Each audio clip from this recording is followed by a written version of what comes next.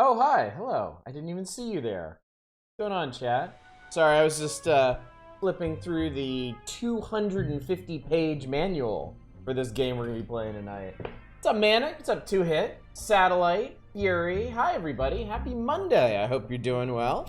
I'm doing quite good. Thank you. Wait, am I watching a Kickstarter video? What's up, Dominic? How you doing? And Toast? Yeah, I've definitely... It took a little bit, especially around the social engineering chapter, but I think I've got most of this committed to memory already. That volume is so low and then booming oddish. Wow, did you actually turn your volume up to hear the ad spice? Did you just really cop to that? Like, really? But yeah, hi, hope you're doing well. Hope you had an eventful Sunday, in a good way, of course. I hope it was a fun, happy time Sunday. I certainly did, because we did basically nothing yesterday. And I played so much Sunless Skies while I had the time. You made lasagna? That sounds awesome. I'm a good capitalist sheep. Yeah, I had a great time. I've been pursuing all the different stories in Sunless Skies. That game is so much... infinitely more playable than Sunless Seas. It's so much better, it's not even funny. And I am very deep into it now, and I'm preparing to go to one of the scarier parts of the game, so wish me luck. I hope I don't die.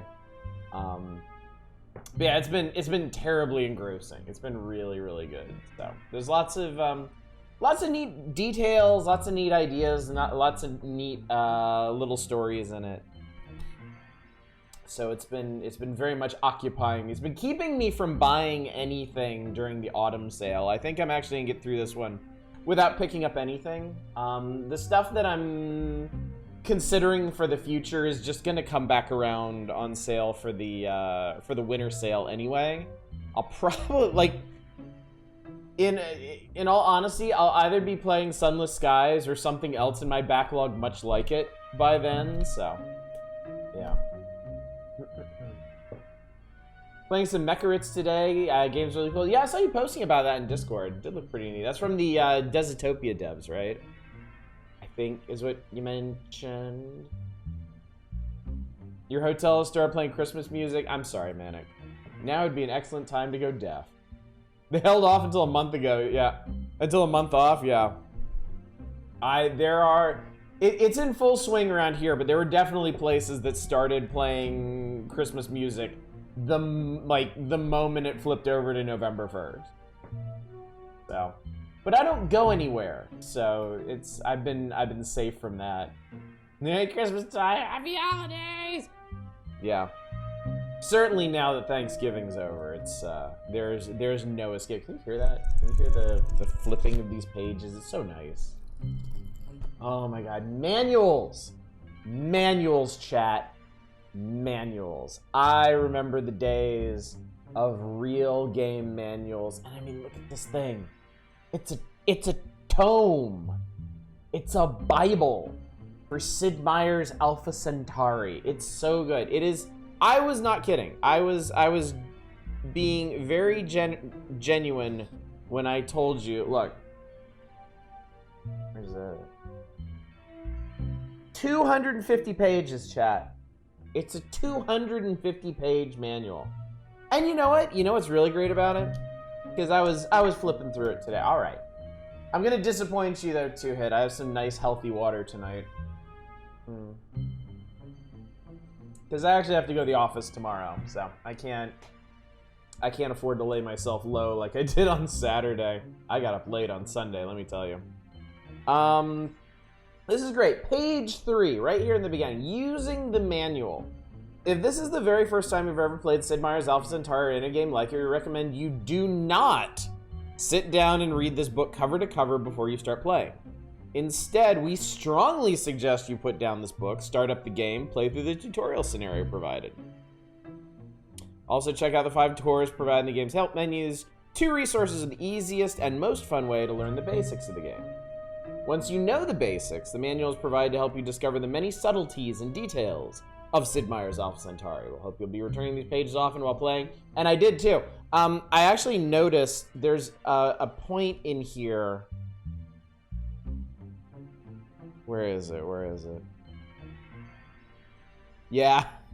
There's a point in this manual where I broke the spine so I could leave it open, and it's the chapter on terraforming.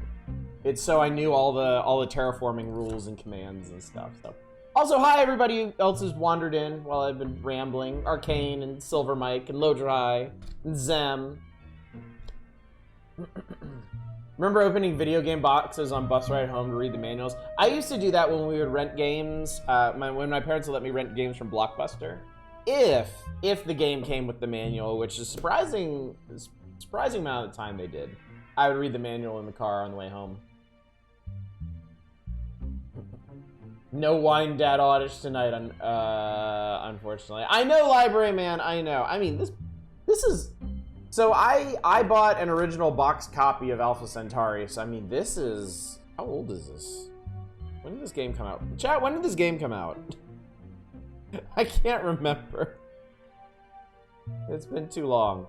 I mean, this book itself has got to be like, what, 25 years old? Or something like that? So... 1989. Most likely not. It is a really nice manual, though. I love this. 1999, there we go. February 1999. Okay, all right. So almost 25 years old. Getting there anyway. But yeah. Well, we're gonna get into it pretty soon because I don't need to do a whole lot of preamble talking tonight because there's going to be a lot of post-amble talking tonight. We're gonna be talking a lot about this game, it being turn-based and classic and a game I truly and deeply love. But before that, I wanted to mention a couple things. I posted the schedule in Discord yesterday. I post the schedule for our streams every week on Sunday, in case you didn't know that. In case you're ever curious what we're doing, what night, you can always pop into Discord and check the schedule channels. The only thing that gets posted in the schedule channel is the schedule, or things that affect the schedule. We're doing Alpha Centauri tonight and tomorrow and Wednesday. Thursday, we are not starting the next issue of Nintendo Power like I said we were going to do, because there are more games like Romancing Saga that I want to go ahead and get out of the queue while I can. Chief among them, Wizards and Warriors 3. I have put that game off entirely too long. I missed my chance to do it when it was timely, so we're just gonna do it. And then in theory, we should be able to start the next issue of the magazine, the Felix the Cat one, September 1992 on Saturday, which leaves Friday. Cover up Sid Meier's. Okay. There we go. Perfect. I'm right there with you, Toast. Says Alpha Centauri. Yep, gold plate schedule changes. So Friday, chat, we're gonna do something new. We're gonna do something different. I'm calling it the Indie Bowl. The hardest part about coming up with Friday's stream was the name, because I didn't have a clever name in mind for it, like I did with like the wheel or other stuff we do on Fridays. New, I fear change. The short version, I haven't worked out all the details yet, but the short version is I have a giant pile, I think 140 some last time I checked, a giant pile of games that have been slipped to me on Steam by way of Curator Connect. I have a Curator page on Steam. I don't use it a whole lot these days, but people nevertheless keep giving me their new indie releases to check out. And I haven't been checking them out. And I thought, this, we can do something with this. So, it's gonna be... Instead of the wheel, what it's going to be is I am going to show you my big index of mystery indie games. And I'm going to let y'all queue up to pick a game. Each of you get to pick a game for us to play. And in this way, we will go through a vast quantity of utterly unknown games of specious and questionable quality. There may be a prize involved. We may do something similar to the wheel, where I reward the person who picked the most entertaining game. Or we might just go for volume and see how many we can get through in a single night. Knowing me, it'll be like 2.5. But that's the plan anyway. We're gonna give it a try. It's a new concept. It's unproven, but we'll see how it goes. There will be no queuing up before the stream. Whereas with the wheel, I let y'all nominate stuff ahead of time. You have to, so I have time to vet it and get it on the actual wheel. I will be opening the queue. Basically, you'll pay like, it's probably gonna be like 1,000 dragon coins or whatever. Right at 9 o'clock. Right at 9 o'clock, I will open it up, and y'all can start queuing for that. And I will just go down the list, and the first person on the list, I'll be like, all right, what game you want to see? It's new, so I hate it. Hey, kid, want to play some farming roguelikes? Oh, excuse me, Rouge likes. Yes. I'm sure we've got a couple of those.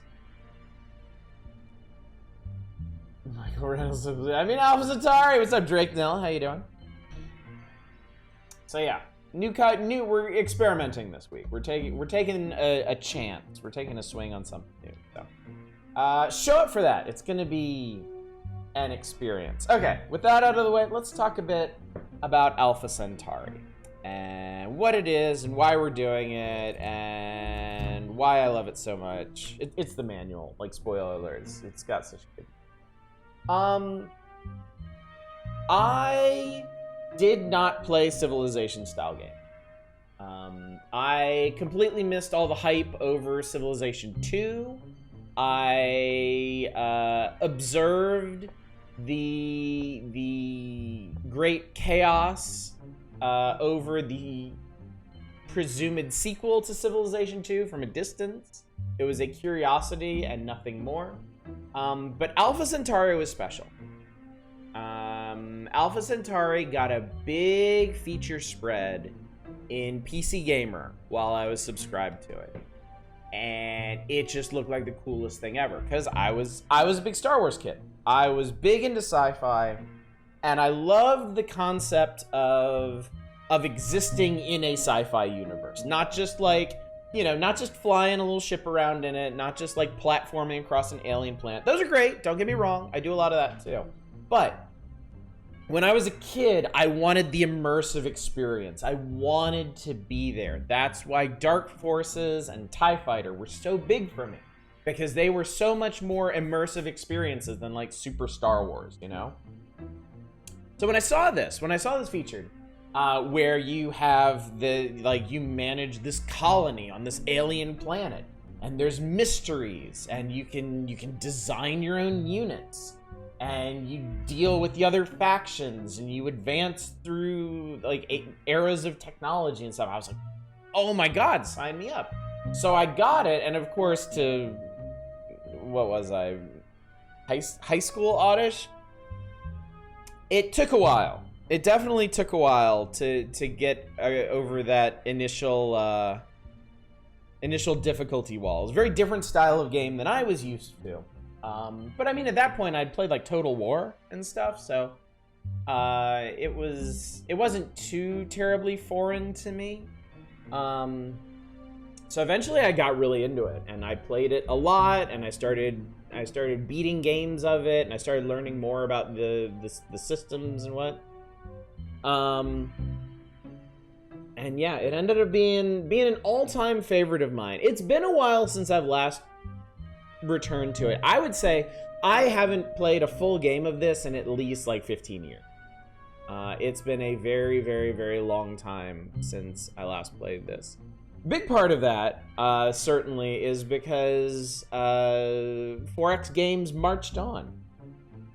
There were other games that came out after the grand debacle of the post-Civilization 2 era, and whatever Civilization 3 was. I remember trying that and being incredibly unimpressed with it. Civilization 4 got its hooks in me, and that's probably the only other Civilization-style game that I've played as much, if not more, as this. I played a lot of Civ 4. I played a shit ton.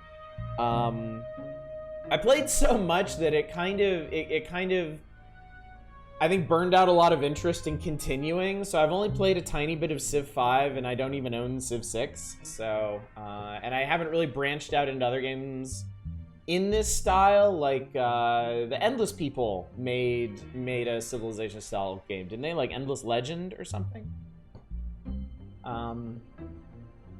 I've played other Space 4X. I've played, you know, Stellaris, and I used to play Space Empires. I've experimented with some others, but yeah. As far as Civilization-style games go, it was this, and it was Civilization 4 to me, and that was it. So that's one of the reasons I was really interested in returning to it on stream, especially since we've never done a game like this. It's rare for us to really put a lot of time into anything managerial. I love them. I love management sims. I love builder games, but we don't stream a whole lot of them unless it's just like a first look. But this game has a lot going on, and I think we can all get a lot out of a full playthrough of it, for a couple of reasons. We will get into it. I'd be real, I never messed with the unit designer. I know theoretically you can make good combos when it auto makes for just fine. There are a couple things that I do with it that are pretty fun. It's mainly once you get into the late game and you have the resources to kind of do whatever you want, you can experiment and make some really stupid stuff. At some point you kind of reach a point where you just have like an ultimate unit that just handles everything for you. Isn't there a game series called X? Those are like, the X series is like single player EVE Online, really. It's ostensibly a space flight sim, but it's mainly about existing in this vast sci-fi universe and trading and deciding what you want to do in it.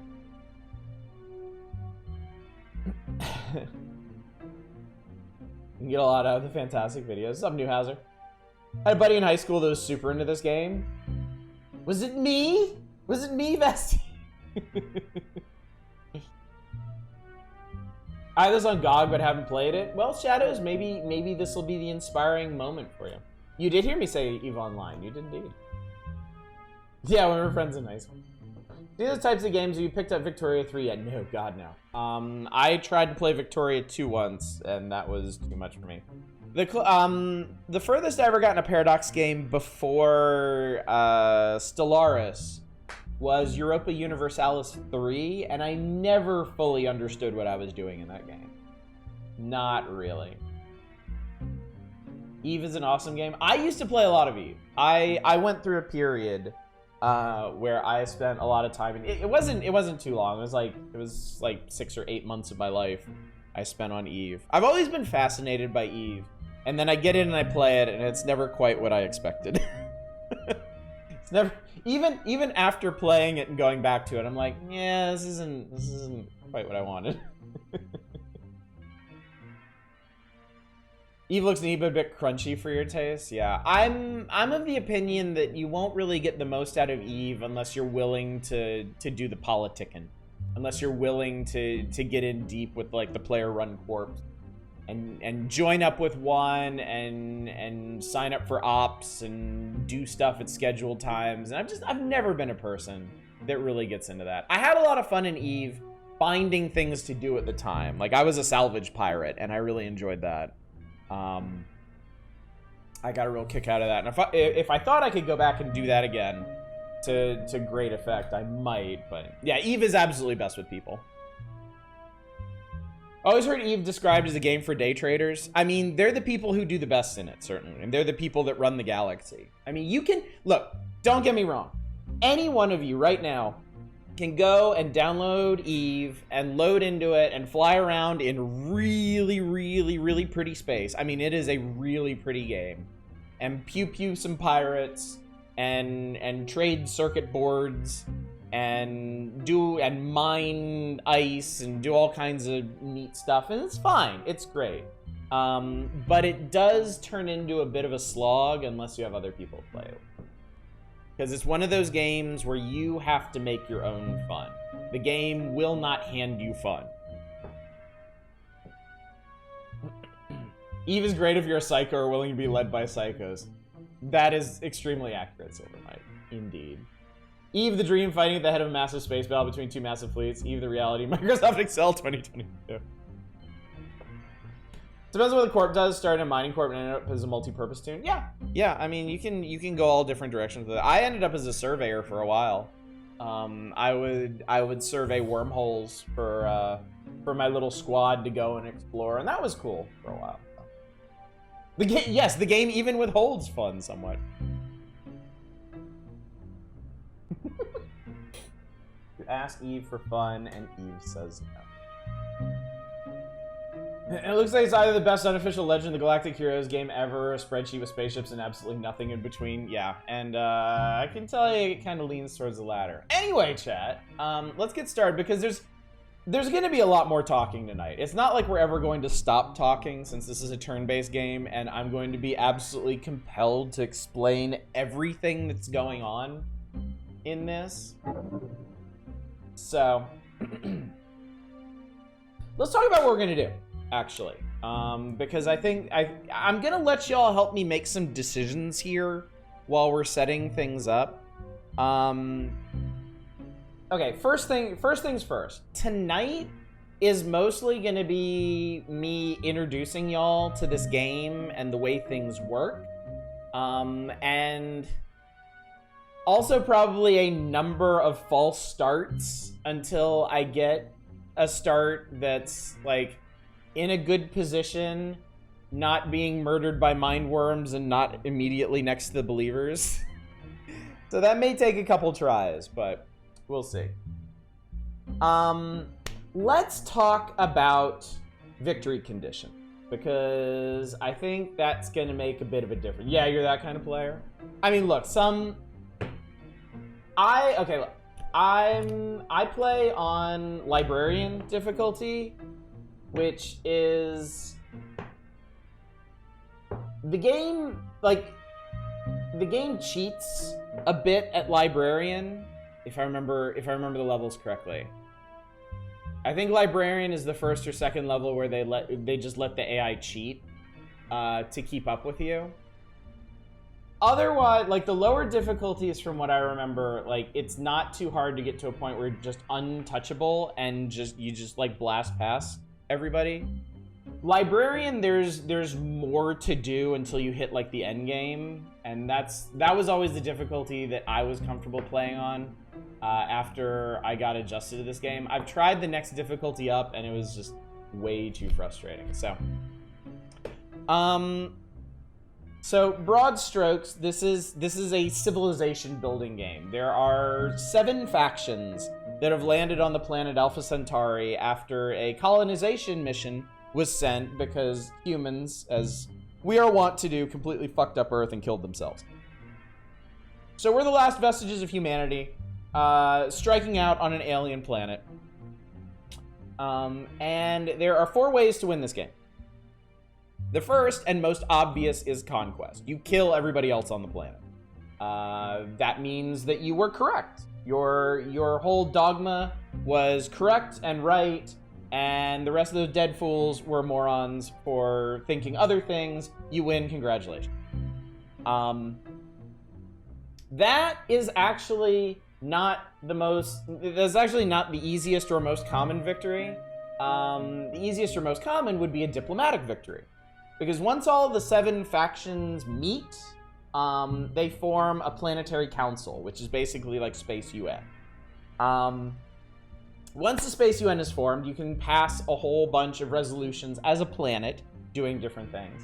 One of the resolutions that you can pass is uniting behind a single faction as the supreme leader. That's a diplomatic victory.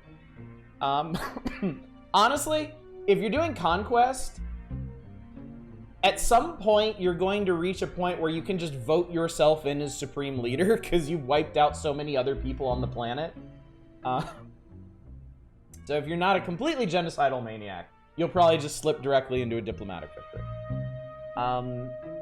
The third kind of victory, which is honestly a serious corner case, is economic. And I can talk more about that in the future, but basically you make enough money to take over the entire world. And there's really only one faction that can do it in any sort of timely manner. Everybody else basically just has to wait till the end game, and they kind of have to dominate everybody else anyway to make that happen. The reason I'm bringing all of these up is because, in my opinion, they're kind of uneventful compared to the fourth and final victory type, which is transcendence. Obviously, you need a path to victory for the kind of people who just like to build a prosperous, burgeoning society and work their way through the entire tech tree, and uncover the great secrets of the universe at the very, very end. That's the transcendence victory. It's also by far the most interesting one because Alpha Centauri has quite a bit of story in it. It actually throws out a lot of little interludes as you're going. All of your scientific discoveries are accompanied by quotes and some background information on what's going on the planet. The secret projects, basically wonders, if you've ever played Civilization. Well, if you've ever played Civilization, you probably played this too. You can build these big, like, world-changing secret projects. You get neat little videos for those that are actually part of the storyline as well.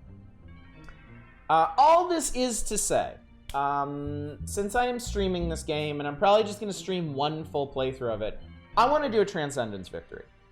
That is what I'm aiming for. So that may influence how we set up this random game, and also what faction we pick. We'll get to the factions at the end. There's one I'm definitely not going to pick. There are a couple that I probably shouldn't. And then there are some really obvious choices. Transcendence is basically going to the moon, win in Civ. Yes, exactly. Like, yeah, in Civilization 4, I think, there were a number of wonders that were like different parts of a rock. Actually, Civilization 4 is really cool because the tech victory in Civilization 4 is building the spaceship from this game that takes humans to Alpha Centauri, which is pretty neat. Transcend as the Spartans? That's possible. Although you'd pretty much do it by killing almost everyone else on the planet and then just, like, building your society on their corpses. You bought this game because of the videos? I can understand that. They're pretty cool. It's like poetry. So anyway, we are going... When you start a game, you can have it make you a random map, you can customize a random map, or you can have it do maps of planet. The map of planet is set. We're not doing that because that's boring. We're going to customize a random map. You can select a size or even dictate a very specific size. I'm going to go with large. Ocean coverage. I'm willing to hear you out on this, chat. You can actually choose how much of the planet is covered by ocean. If you're talking like 30 to 50%, it's more than likely a Pangea situation, and everybody is going to be within swinging distance of everyone. 50 to 70, you're going to have continents, so you don't know who you're going to be stuck with, but you'll also have some geographic divisions from other people. 70 to 90 is archipelagos, more or less.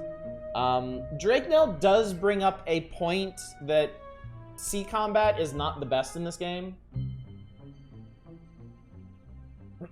I was hoping 80% island hopping. Will you be playing part of the game with Alien Crossfire? No. No.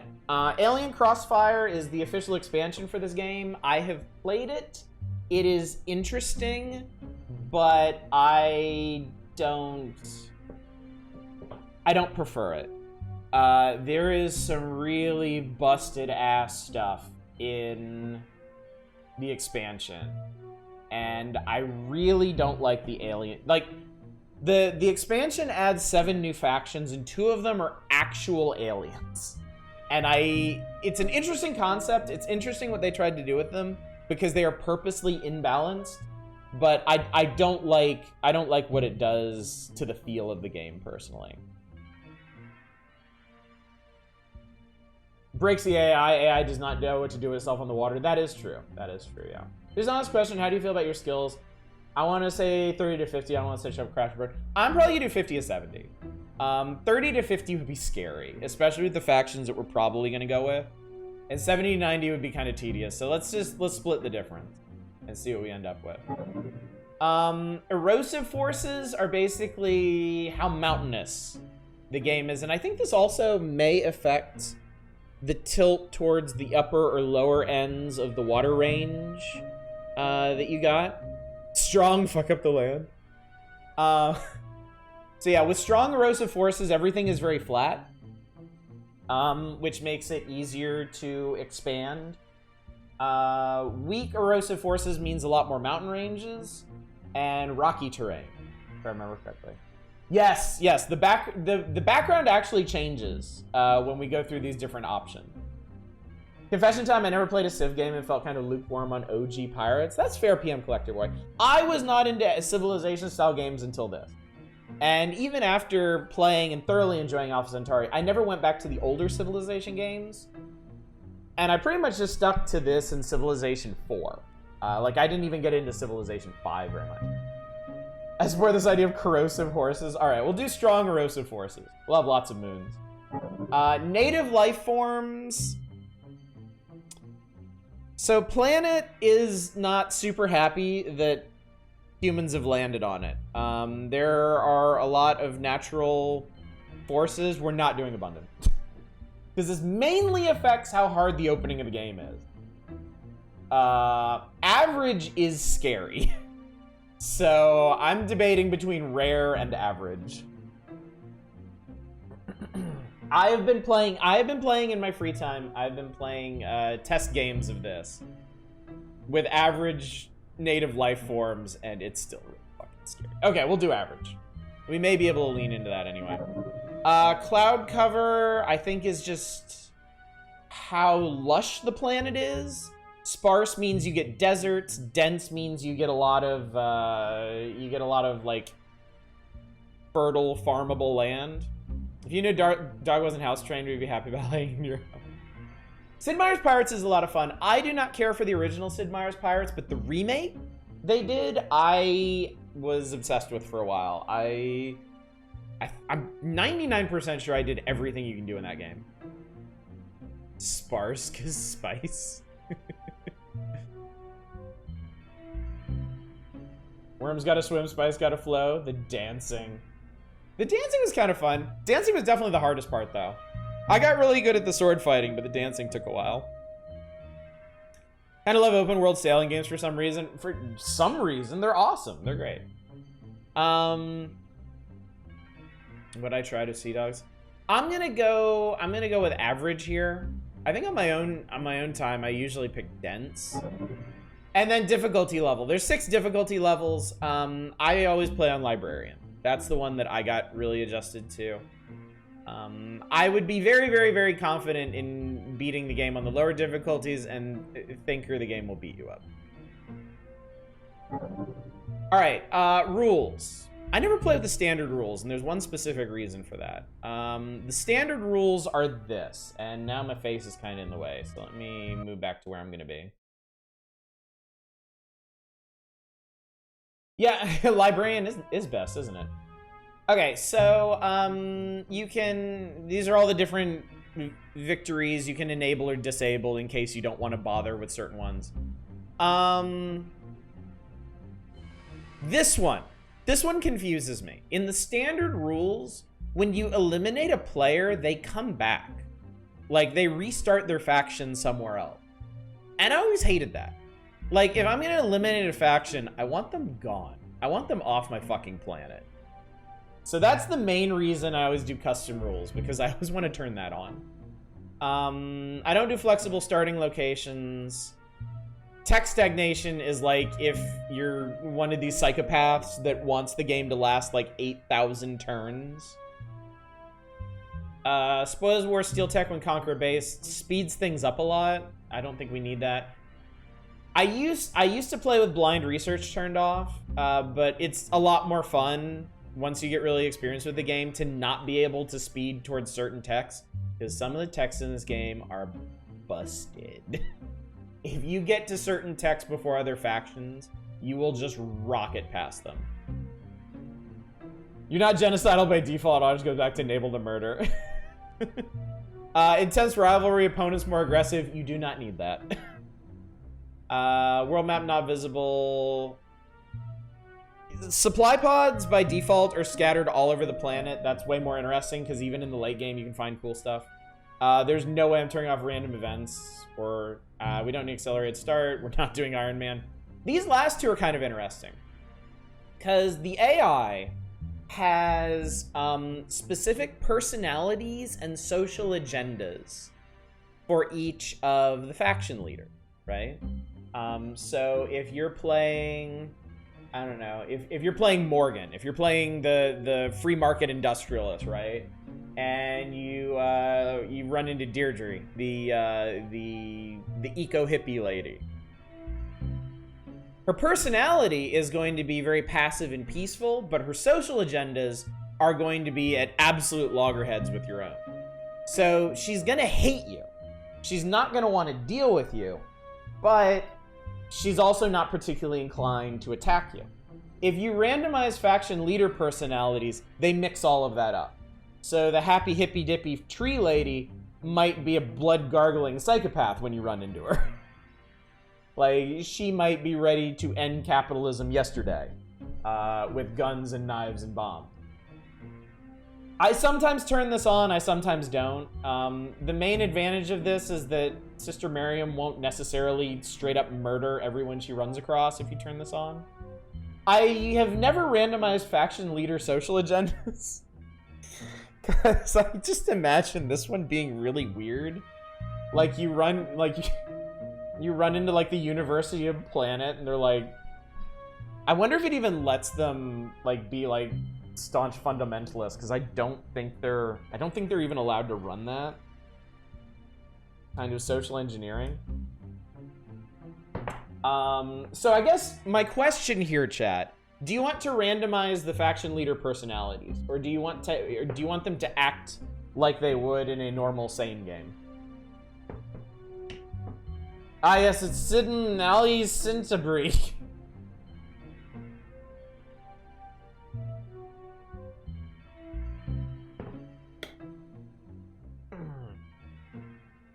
No randoms, you're selling us the game, the character is a good part of it. That's fair.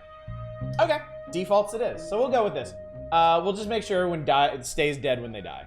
That's all I need. Okay, the factions. Let's talk about the factions for a sec. And let's start with the one that we're not going to play, the Lord's Believers. The Lord's Believers are the religious psychopaths. Hang on, there's a breakdown in here specifically of their stuff. Ah, here we go. Okay, cool. Yeah, we're gonna do Transcendence. Guardians are the real choice. They're correct after all. I mean, they are canon, I think, for the storyline. Yeah, the Believers. The Believers get bonuses when attacking enemies from the strength of their convictions. They are more difficult to probe. That's like the spy stuff. Yeah, Sister Miriam is the Bible Belt faction. Their research is very slow. Their planet rating is low because they don't give a fuck about the planet. They gain no research for like the first 100 years of the game. And they can't use the knowledge value in social engineering. Basically, if you play the Believers, you have to win by conquest. Transcendence, economic are pretty much out of the question because you're always going to be trailing other factions in technology. And you really want to lean into their attack bonus. You want to be the aggressor in every situation, and that's how the AI plays her.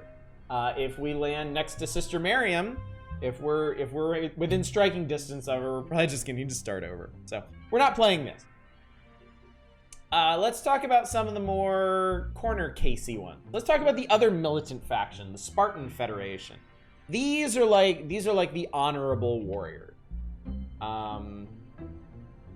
They have high morale. They have disciplined followers, which means more police units. More on that later. But they build stuff slow because they have very specialized equipment. They get free prototypes, which is nice, although there is a building that lets you do that. And they can't use wealth as a value because fuck money. Coincidentally, she's almost always the first faction eliminated, even by other AI players. Yeah, they know. Spartans are ANCAP, yeah. So yeah, another conquest faction, though this one, they don't have any specific research penalties, so you can kind of general purpose them, and the bonuses to morale and police do help them maintain their borders and ensure that nobody else fucks with them. Also American, they keep talking about their right to bear arms. Yeah, very much so. Lots of cops, lots of cops. Okay, Morgan Industries are the capitalist fuckheads, the tech bros. They get a bonus to their economy, which is actually huge. I'll explain that later, but their innate bonus to their economy is kind of massive. Their unit costs more to support. They get commerce bonuses. They start with extra money, but their bases can't grow as big without building expansions, and they can't use planned economics, which is actually if you're not going for an economic victory, not being able to use planned economics is kind of ties your hands a bit in the early game. Morgan Freeman portrays a dickhead in this game. Yeah, Morgans are get production up at all costs, then grow exponentially. It's a bit of a tough start, but yeah, once you get going, they have enough money to pave over everybody else. I'm gonna skip down here to the peacekeeping forces. This is the UN. The UN made it to space. Lucky for them. This is the faction you go for if you want a diplomatic victory, because straight up, they get double votes for everything in the Planetary Council, which is kind of interesting when you think about it. The Planetary Council is supposed to be based off of, like you get votes based on your population, so larger factions get more votes at the council, but the peacekeepers just get double. Just because. So if they want to dominate global politics, they can, if they just feel like it. They're low efficiency. They have better citizens, which will need to be explained later. They're the inverse of the Morgans in terms of city capacity. They can blow past the normal capacity limits. They can't use police state politics. Yes, the UN faction, not to be confused with the Space Council UN. Yes, they were the administrative faction of the mission, the people there to keep everything running smoothly between every other department. That is a good point, Naren. In the backstory to this, all of these factions grew out of different like managerial groups on the Unity, on the original ship that was traveling to Alpha Centauri. I assume also not the UN Spacey from Macross. Yes, safe assumption there. Prav and Law and his people are basically the only ones who still believe in the original mission. Yeah. Let's talk about the Human Hive. The Human Hive is a creepy one. The Human Hive is basically a totalitarian labor collective. Members of the Human Hive give up individual rights and determination and are directed by the Hive for maximum efficiency and productivity. Which I used to think was absolutely insane. I mean, who would, you know, ever do that? Who would ever prostrate themselves to an ideology like that? But hey, we have modern Republicans now, so fuck it. They have bonuses to growth in industry naturally. Their economy sucks because they don't trade. They don't do stuff. Their bases are hard to break because they're underground, which translates to like a free perimeter defense at every base. And they can't use democracy. Fuck democracy. Seriously. Yang really wants to evolve into a hive mind. Yeah, some of the tech stuff that revolves around the Human Hive is really cool. All right, so those are the more corner casey factions. We could play those and we could make it work. but they're not these other two factions. One is the University of Planet, which, I mean, it's the research faction. If you're going for a Transcendence victory, it's kind of the most logical thing to do. They get huge bonuses to research. They have an innate bonus to research. They get free research buildings. They get a bonus tech at the beginning of the game. Their citizenry is hard to manage because of a lack of ethics. And spy teams, probe teams in this game are very, very effective against them. There's strong suggestions Yang actually believes and isn't just subordinating everyone to his personal wealth and exaltation. Yeah, I agree with that too. The storyline does seem to go in that direction. Whenever I don't plan to play University, I always ally them, back them up. They'll trade tech for days, yeah. And then the last faction, the fan favorite, I suppose, Gaia's stepdaughters. The environmentalists, the tree hugger. They have a bonus to their planet rating, efficiency. They take hits to morale and police because they're peace-loving hippies. They can extract additional nutrients from fungus. They can basically farm the planet fungus. And they can't use free market economics, which is fine, because only Morgan's going to use free market economics, because he's a capitalist dickhole. Playing Banjo-Kazooie and nearly choked to death, so I forgot about Gruntilda's sister saying the word spooky striptease. So, with all of that laid out, I am curious, chat. What faction would you be interested in us attempting to play? I know what Drake Nell wants. Drake Nell told me his preference like 3 weeks ago. For everyone else who's just now being introduced to these. I had it written down too. For everyone else who's just now being introduced to these, what are you feeling? No, you're fine. I'm just joking. I'm messing around. Pingus Planet?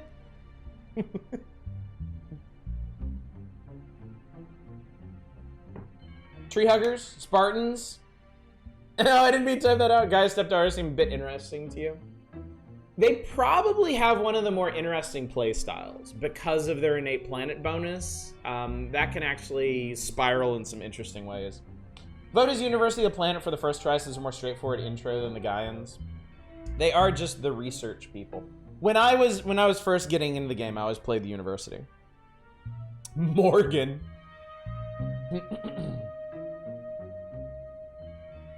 I abstain. All right, how about this? Either University or Gaians. Let's start with the Gaians. University is good for chasing a Transcendence ending, which I think is the most interesting one to show off. Oh, Naren, you missed the opening preamble. We're definitely doing Transcendence Victory. This whole streaming series is going to be until I get a Transcendence Victory. So, yeah, let's go with Gaia. In the great for now. Of Gaia's landing, if we get a bunch of false starts, I may change things up planted at the time of the first just for a bit of variety. It represents our promise to the people and to planet itself, never to repeat the tragedy of Earth. Bubzette. I'm not gonna rename her. I'm gonna keep it this way because otherwise it's gonna make the story sound really weird. And everybody else keeps their normal names. So. All right, let's go. Deirdre, a new era of struggle and opportunity awaits you. The UN starship Unity has arrived in the Alpha Centauri system after a 40-year voyage. All contact with Earth has been lost after Captain Garland's assassination by an unknown assailant. The crew mutinied and split into factions. In the ensuing conflict, some seize control of the Unity's colony pods. You now shape the destiny of your Gaian faction, which has just made planetfall. Game voice lines are too quiet? I can fix that. And here we are. I don't know why it skipped the animation, but... Voice, yes. Voice to yes. All right, here we are. Here is the game interface. This is a grid-based game. It's not hex-based. All the older Civilization games are square-based. We have the world map down here, so we have a general idea of where we are on the planet. It's mission year 2100. This gives us different readouts on stuff about our faction. This gives us information about the tile itself that we're on. We're flat and moist, yep. And this is our first city, Gaia's Landing. So, let's talk about this for a second. This is the city view. This shows you what tiles around the city are workable. There are 3 main resources gathered by your cities. The green one is nutrients. That's what you use to grow. Nutrients are shown down here. The total is brought in. The number needed to support your colony is subtracted, and then the surplus goes into the nutrient tanks up here. When the nutrient tanks fill up, you get an extra unit of population. Your actual people are shown down here. This is a basic worker. They're fine. A higher growth rating for your faction means fewer tanks to fill up here. So we can click around here to move what we're harvesting and see different resource splits. So this is probably about the best one to grab right now.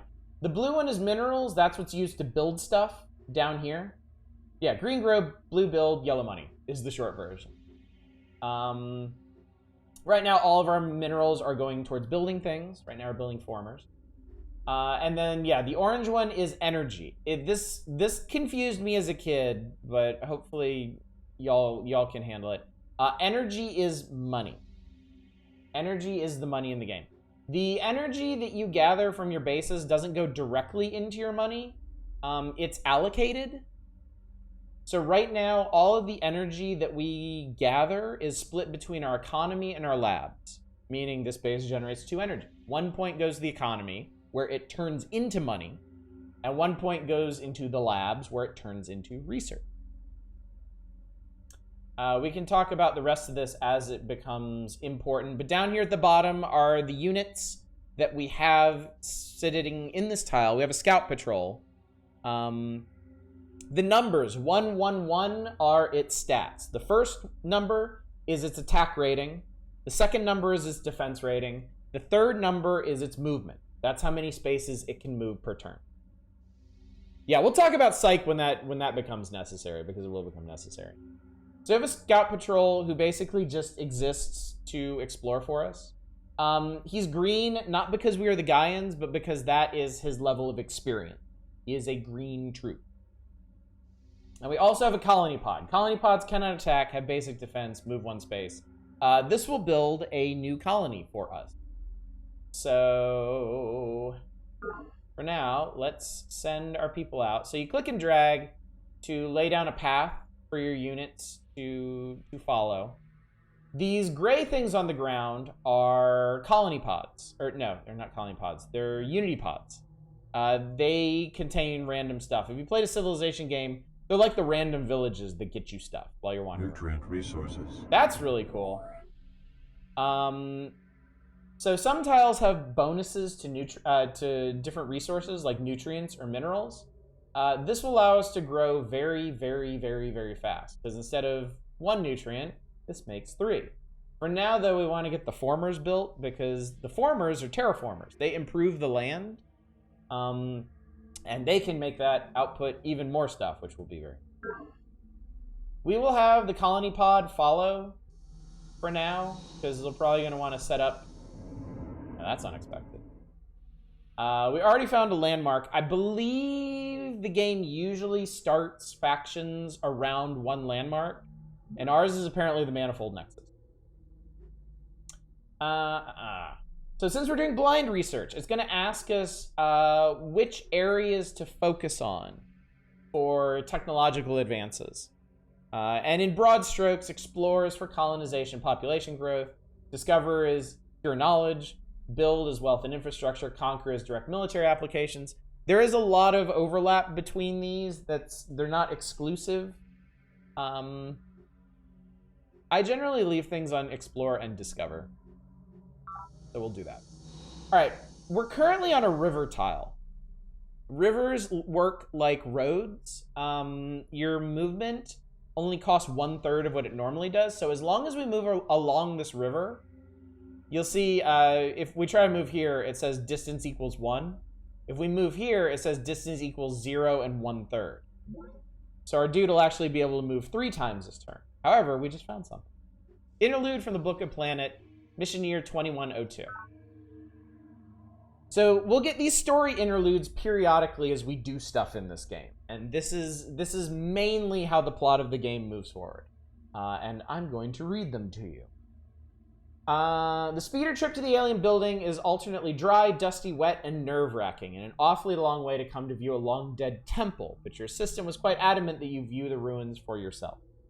At least the building is spectacular and interesting looking. Formed from rock and metal, it looks quite unlike any other alien structure you've found so far, and quite unlike any human structure as well.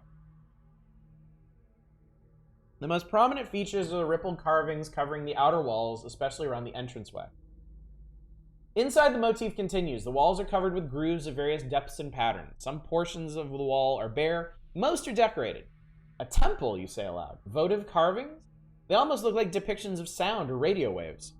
Your assistant gives you an admiring look. Very close, lady. They're not depictions of sound waves, though. They are sound waves. The carvings distort the localized air pattern, the sounds, in specific ways. Once we realized what they were, we were able to do some crude translation. Fascinating. You run your fingers over a rough stone surface, trying to imagine what it might mean. So what do they say? Keep in mind that this is rough computer decryption, lady. Very rough. For example, that far wall there with the concentric rings. We believe that it's a command center of some kind. The grooves around it cause most of the sound in the room to be focused on that area, giving it dominance. And you're assuming this is a language rather than a simple functionality. It's essentially the same thing, lady. Language is a way to convey abstract thoughts and ideas in concrete fashion. Here, the function is to concentrate information from... He trails off. From where? From elsewhere, lady. We're not sure. Can't we trace back the pathways to discover their source? Not exactly, lady. Some of the pathways come from planet itself, so specifically from large fungal masses. The emanations have given us a greater understanding of the planetary fungal cycle, which is a nice side benefit. But some pathways come from outer space, lady. We have no idea where or why. So this is a description of the manifold nexus, which we just found. Admittedly, this comes very, very early. Normally, in a playthrough, you would get a couple other story beats before this one. But yeah, we basically landed on the planet right next to a big alien temple. The implication is not a building at all. There are aliens building stuff on this planet? There were. Anyway, we continue. There's another pod. Hopefully this isn't gonna get killed. Pod. Data pod recovered. We recovered a data pod from the Unity. Contains the comlink frequency for Provost Zakharov of the university. Well, that's cool, I guess. Let's see, where are we? Problem is, this isn't a real great place for a base. Take a look over here. Ooh, we found a monolith. Okay, that'll work. We found a mysterious monolith. Let's investigate it. The first time you investigate a monolith, it will increase the experience of your unit.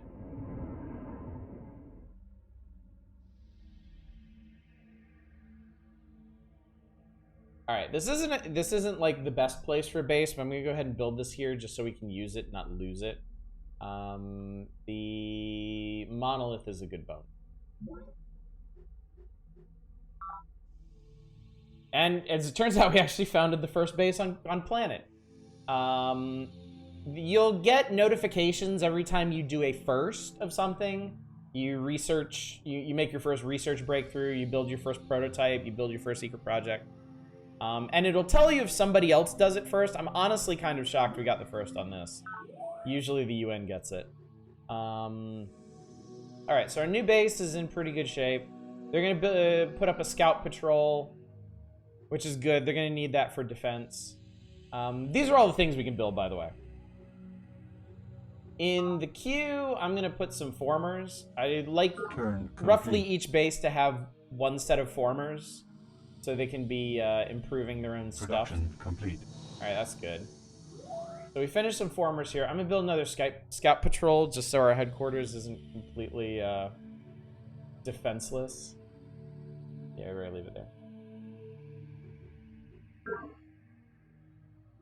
Did I cancel the scout patrol? Well, that sucks because I thought I had queued it up.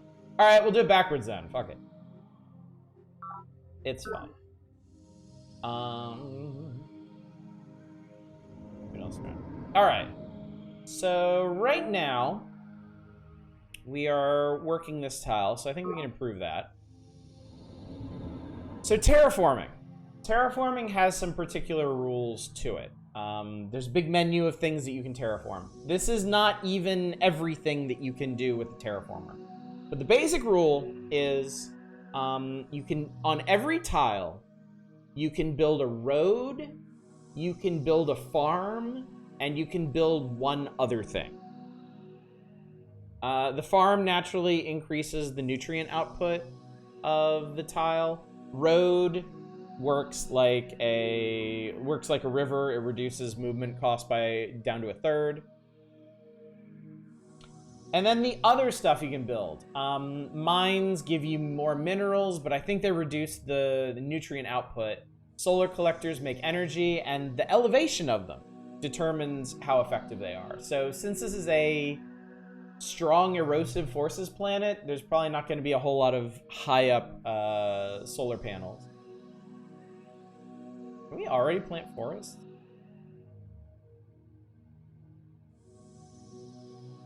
That's kind of wild. None of our printers are working. God damn it! I'm gonna start with some basic stuff. I'm gonna start with a farm.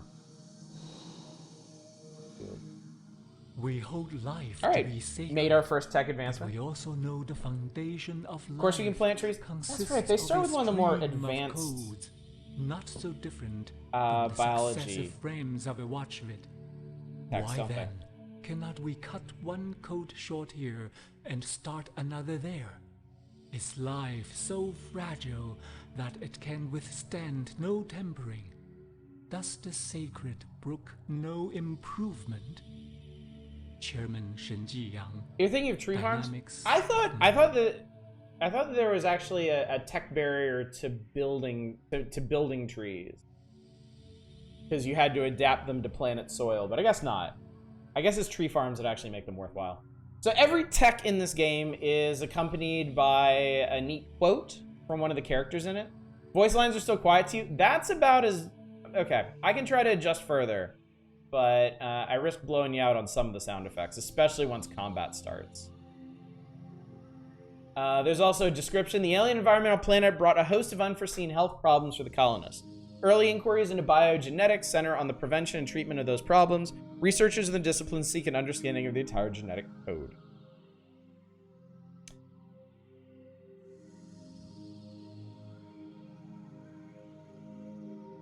All right, Dominic, you are quick on the draw. I was about to say something.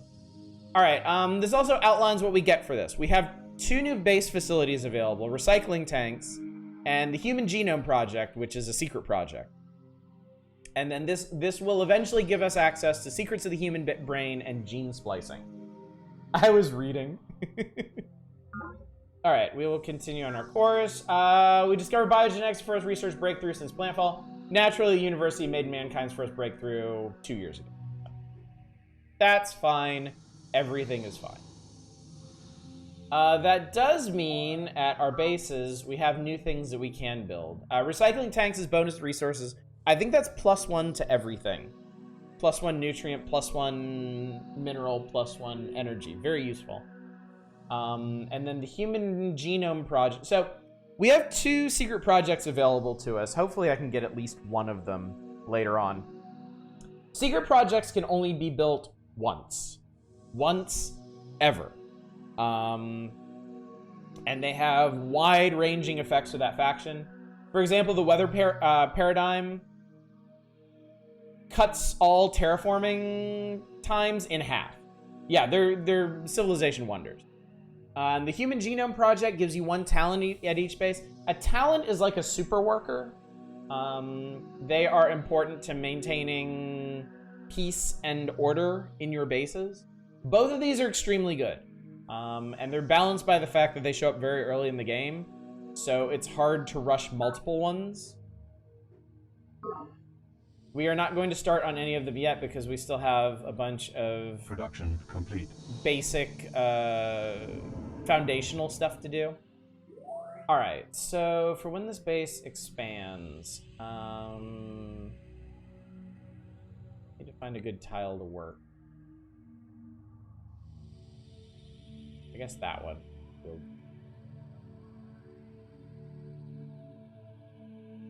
Actually, we can start it there.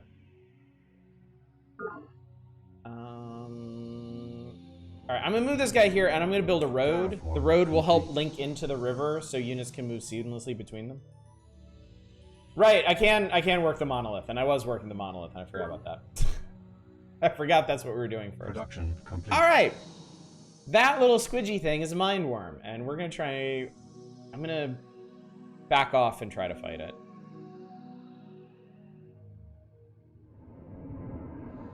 Alright, we built our first farm here, so now this tile is putting out 2 nutrients instead of 1. That's good.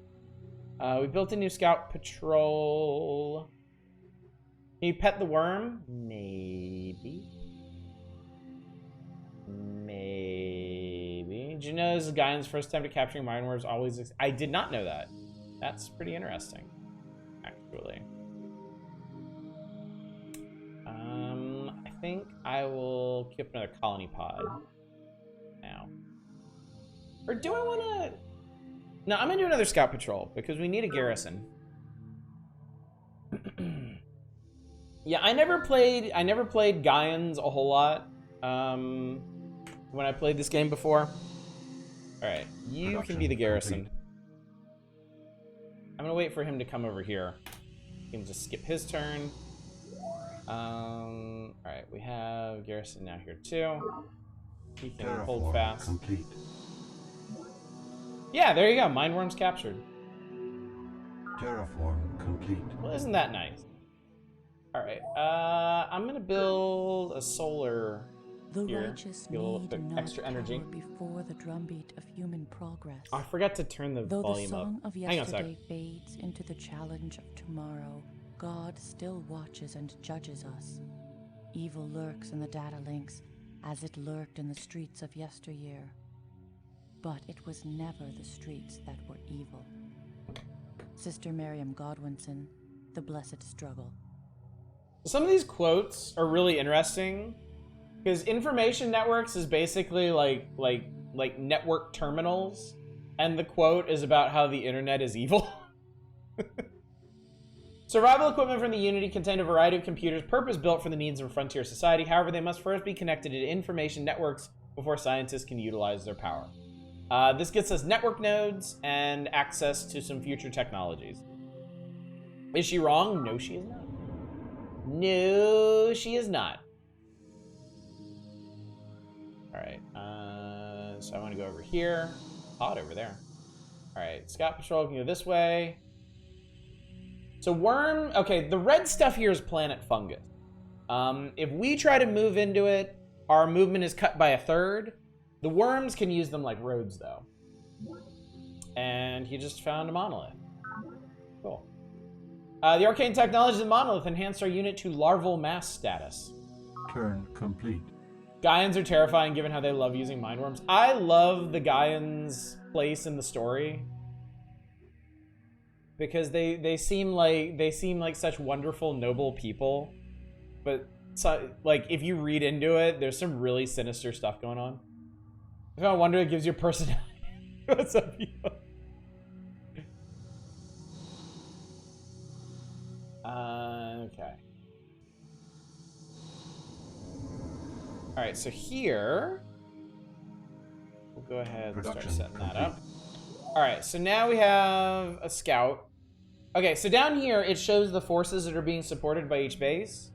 At our current social engineering, we get 2 free units, and then the third one costs minerals to support. So now we actually have a remote drain on minerals as long as the scout patrol is active. So that's kind of the big limiting factor on like building huge armies and stuff, is that you have to support all of your units. All right, growth in 1 turn. I'm gonna do a colony pod here because yeah, recycling tanks are still a little expensive for where we're at. You know, wait a bit or shall we explain? No, don't get ahead of yourself because there's the in-game explanation too. It's pretty neat. Pod recovered. Well, shit. The pod has malfunctioned and unleashed an earthquake. All right, so now we have a mountain here. Tillamook ice cream is top tier. It really is. It really, really is. All right, we have a whole band of fungus here that we can try to slog through. I'd rather just go around and let our mine worms come over here and they can go check it out. Pretty sure that explanation was behind a secret project. I'm pretty sure you get a Book of Planet interlude the first time you defeat Mindworm. So we missed that because we captured them. Terraform complete. I will try to grab this one. Pod recovered. Oh, we discovered a materials pod from the unit. It's provided sufficient minerals to finish building the scout patrol at Gaia's Landing next turn. Which is not actually necessary. I guess it already made... Oh, shit. I should change that. Oh, is it the first time you're attacked by Mindworm? Alright, so we're supporting a bit too many forces. We're supporting too many forces at the moment. So we're gonna need to do something about that. I think what we're gonna do about that, we're gonna get one of these guys killed. You can actually see the layout. Oh, what? Seriously? This is kind of wild. You can actually see the topographic layout of the map, even in areas you haven't explored. This is a landmark, and this is a landmark. So we're actually really close to two of them, which means we might be really close to two other factions as well. So we better go check that out. Rehome your soldiers, spread out the support cost too. Alright, I'm gonna build a mine over here, The thing is, I don't need this guy, like, at all. So, okay, there's that.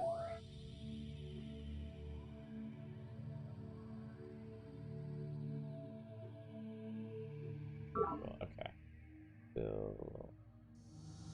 Bad, I'm mostly just set formers to automate and let them do their thing. I'm trying to direct my formers as much as possible before setting them on full automation. Because that's what I always do too. Well, well, well. We have discovered Colonel Santiago of the Spartans. Well met, Lady Deirdre. I am now called Colonel Santiago and act as the voice of the Spartans, whose intent is to exercise freely the God-given right to keep and bear arms. I see you and your minions have flourished on this unforgiving world.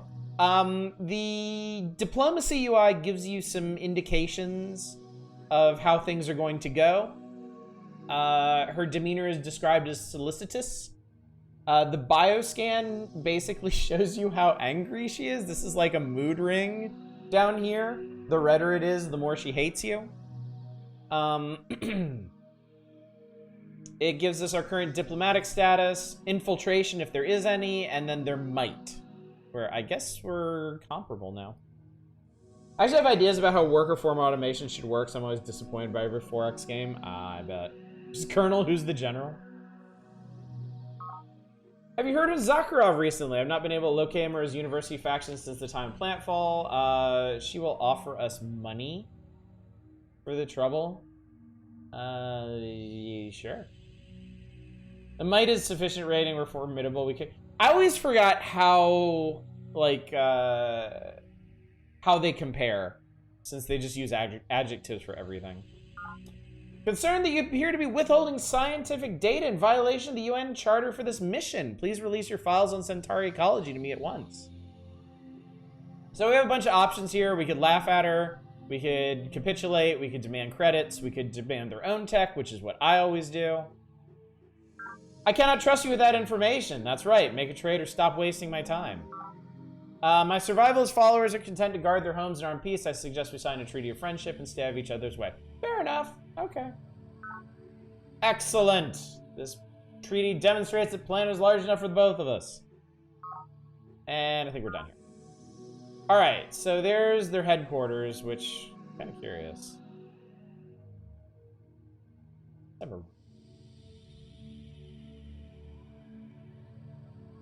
Should we call the university? We probably should, actually, since we're here. Ring-a-ding-ding! The familiar face of Lady Deirdre, I, Provost Zakharov of the University, offer greetings. Word of your accomplishments have spread since the time of Planetfall. You may be aware that I plan to pursue pure research, unfettered by outside motives and meddling. Do not attempt to interfere. Their might is unsurpassed. I need a private word with you. I have pretended friendship to our former colleague Santiago, but I dislike her sociopathic minions, and I fear she is bent on equipping a private army to seize control of the planet. I propose we speak a pact of brotherhood and together launch a surprise attack against the Spartans. Okay, while he's not wrong, this would be stupid because we have borders with her and he doesn't. So I fear I must decline. Will you sign a treaty of friendship? Of course. Yeah, hell yes. Do you have any tech to trade? I desire access to your research data. What do you offer in return? Some of my valuable research data, perhaps? A cartographer is attempting to compile a complete map of this planet. Will you exchange a copy of your maps for my information on doctrine mobility? I don't suppose you give me planetary networks instead, will you? Mobility or nothing? Okay, I'll take that. More tech is good. The relationship between himself and his environment, he cannot return. I like your Spider Jerusalem glasses. Blissful ignorance he left. Motion of necessity involves a change in perspective. Commissioner Pravin Lal, A Social History of Planet. Early colonists quickly learned the importance of reconnaissance and self-defense in this most alien of environments. Doctrine mobility formalizes these cornerstones of military might, representing the first attempts at an organized defense policy on planet. This gets us a base facility, the command center, which I believe increases the morale of units produced there. A unit advance, we have a new unit type, and gives us access later to doctrine flexibility and doctrine loyalty. We've obtained technologies which allow us to design better units. Would you care to see the new units our engineers are proposing? Prepare your eyeballs, chat, for voxel technology. So this is the unit construction interface. Doctrine mobility, use your legs. So, when designing a unit, they have 6 traits that determine all of their stats. The chassis is the main one. All of our units so far have been infantry, 1 unit of movement. The new chassis, Speeder, has 2. It can move 2 spaces instead of 1. You can also see, grayed out here, there are 7 other chassis types yet to be discovered. And whoo boy, are they some things. Weapons. There are a vast array of weapon modules. Currently, right now, we have hand weapons, colony modules, and terraforming units. Shielding. At present, we have none. Reactor. I believe the reactor determines hit points. There are 4 kinds of reactors. They're pretty far off.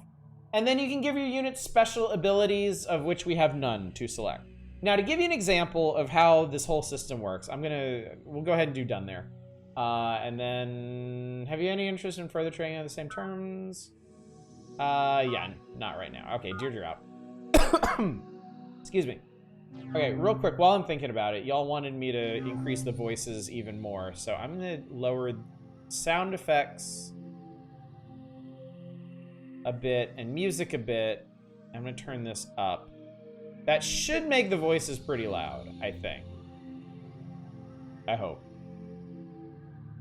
All right, where's our, let's see here. HQ, design workshop, here it is. Okay, so here's the design workshop. So to give you an example of what we're dealing with, scout infantry is infantry chassis and hand weapons, right? If you choose colony module, that's what creates a colony pod. It's basically an infantry colony unit. Same with terraforming. You stick a terraforming unit on it, you get infantry formers. Now, I know what you're thinking.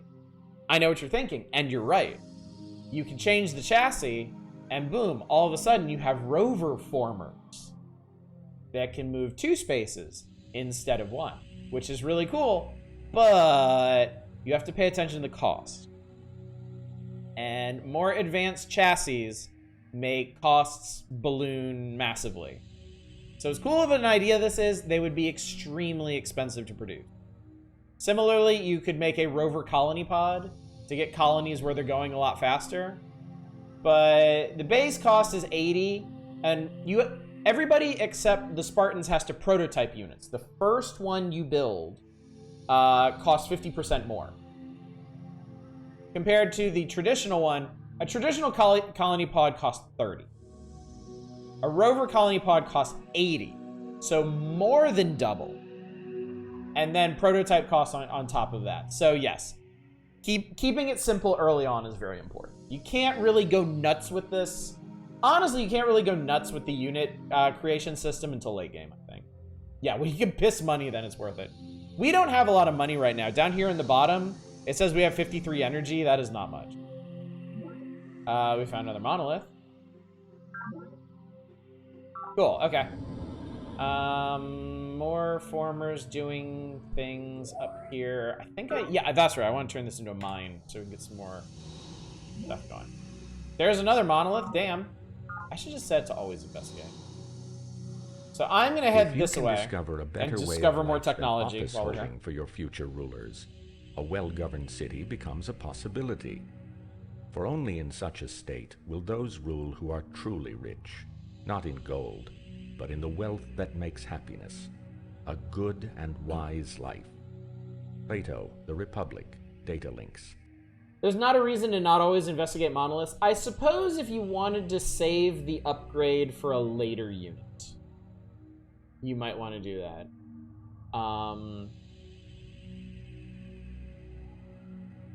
But I don't really care that much, so. Social psych. The overcrowding aboard the Unity following the premature wake-up caused terrible conditions for the crew, but also generated valuable data concerning humans under extreme environmental stresses. Analysis of this data provides the first comprehensive mathematical insight into the social psychology of humans. This gives us a new base facility, recreation commons, and provides access to doctrine loyalty, ethical calculus, and secrets of the human brain. I think this means, I'm going to open up something real quick, chat. I hope you don't panic. Yes, okay. This is the tech tree. So this is the tech that we just learned. These are the techs that it leads to. If we check secrets of the human brain, it shows us that it has two prerequisites, social psych and biogenetics, which we knew because we're reading everything for once. So technically the next discovery we make could be secrets of the human brain. Look at that scroll line, be afraid. Yeah.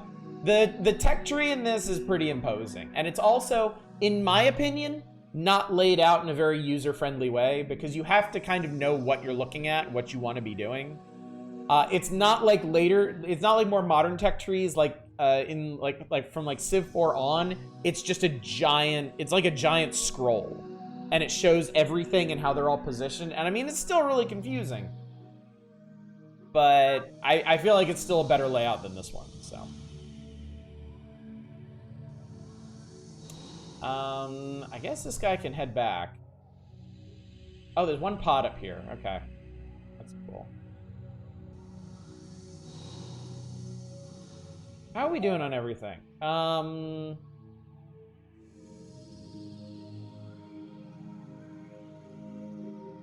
this colony pod's gonna take a really long time to build, but we are building a mine, and we can always self-destruct or sacrifice one of these scout patrols if necessary. All right, he's heading south, so I'll head this way. Oh boy, they're saying the shotgun approach to tech tree didn't work for him. All right, Chairman Shinji Yang. So the familiar face of Lady Deirdre. I, Chairman Yang of the Hive, offer greetings. Word of your. You may be aware that I plan to found a society on the principles of security and control. Do not attempt to interfere. You may be interested to know that I'm in touch with our former colleague, Morgan, who lately has been styling himself CEO of the Morganites. Morgan has become quite obsessed with his business plans, but I've had several fruitful conversations with him. If you like, I can provide you with this comlink frequency in exchange for mere 20 energy credit. One thing to note, capture mindworms, you need a full move. Mindworm unit going through fungus came and attempt to. Okay, that's good to know. I don't know much about capturing native life. So. We can trust the cross between Mao and Palpatine. Sure, I will take that. Through cooperation, we can achieve mutual satisfaction of needs. Will you transmit your files on social site in exchange for my information on doctrine loyalty? Yes, I would. That is satisfactory. Therefore, a wise prince will seek means by which his subjects will always, and in every possible condition of things, have need of his government. And then they will always be faithful to him. Niccolo Machiavelli, The Prince, Data Links. I absolutely love that they don't just use quotes that they made up for the game. They do. They use plenty of them, and they're good. But they also use real-world quotes, like Machiavelli, and they're pretty fitting for some of these. Oh, Jesus Christ, this one's really long. Doctrine mobility proved a sound dogma for the early years on planet. However, as the struggle for survival against native Meiworms and rival factions intensified, many younger officers repudiate the old guard's emphasis on mobility as the dominant military policy. Based also on the revelations of social psych, the new doctrine loyalty stresses... Oh god, it changed. The word wrap changes as you go. Stresses extensive training, defensive facilities, and... Oh my god. I can barely read this. Doctrine loyalty emphasizes a two-way fealty. Soldiers are expected to lay down their lives without question, but in return they receive respect, power, and positions of authority.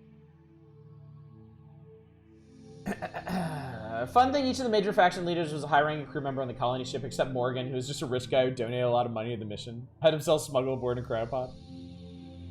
No wonder I had no idea what I was doing after I bought this game. There's a lot going on in this. We're still, honestly, chat, we're still only really scratching the surface of this.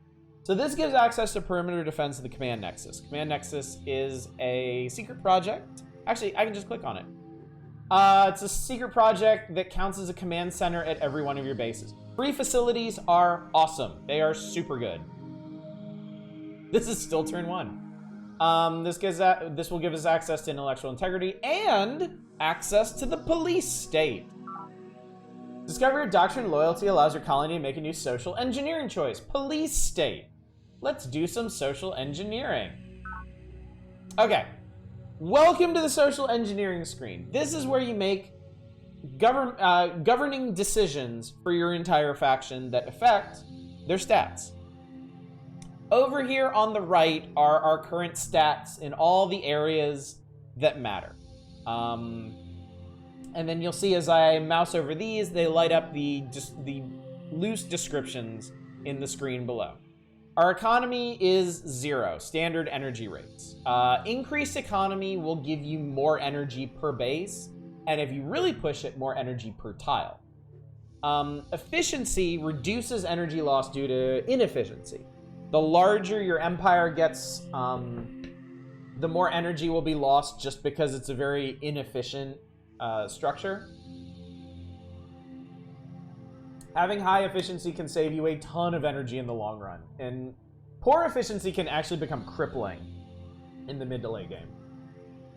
Not gonna lie, I was expecting Civ in space, but this seems like a whole lot more. It is, yeah. This game was a huge leap forward from Civ 2.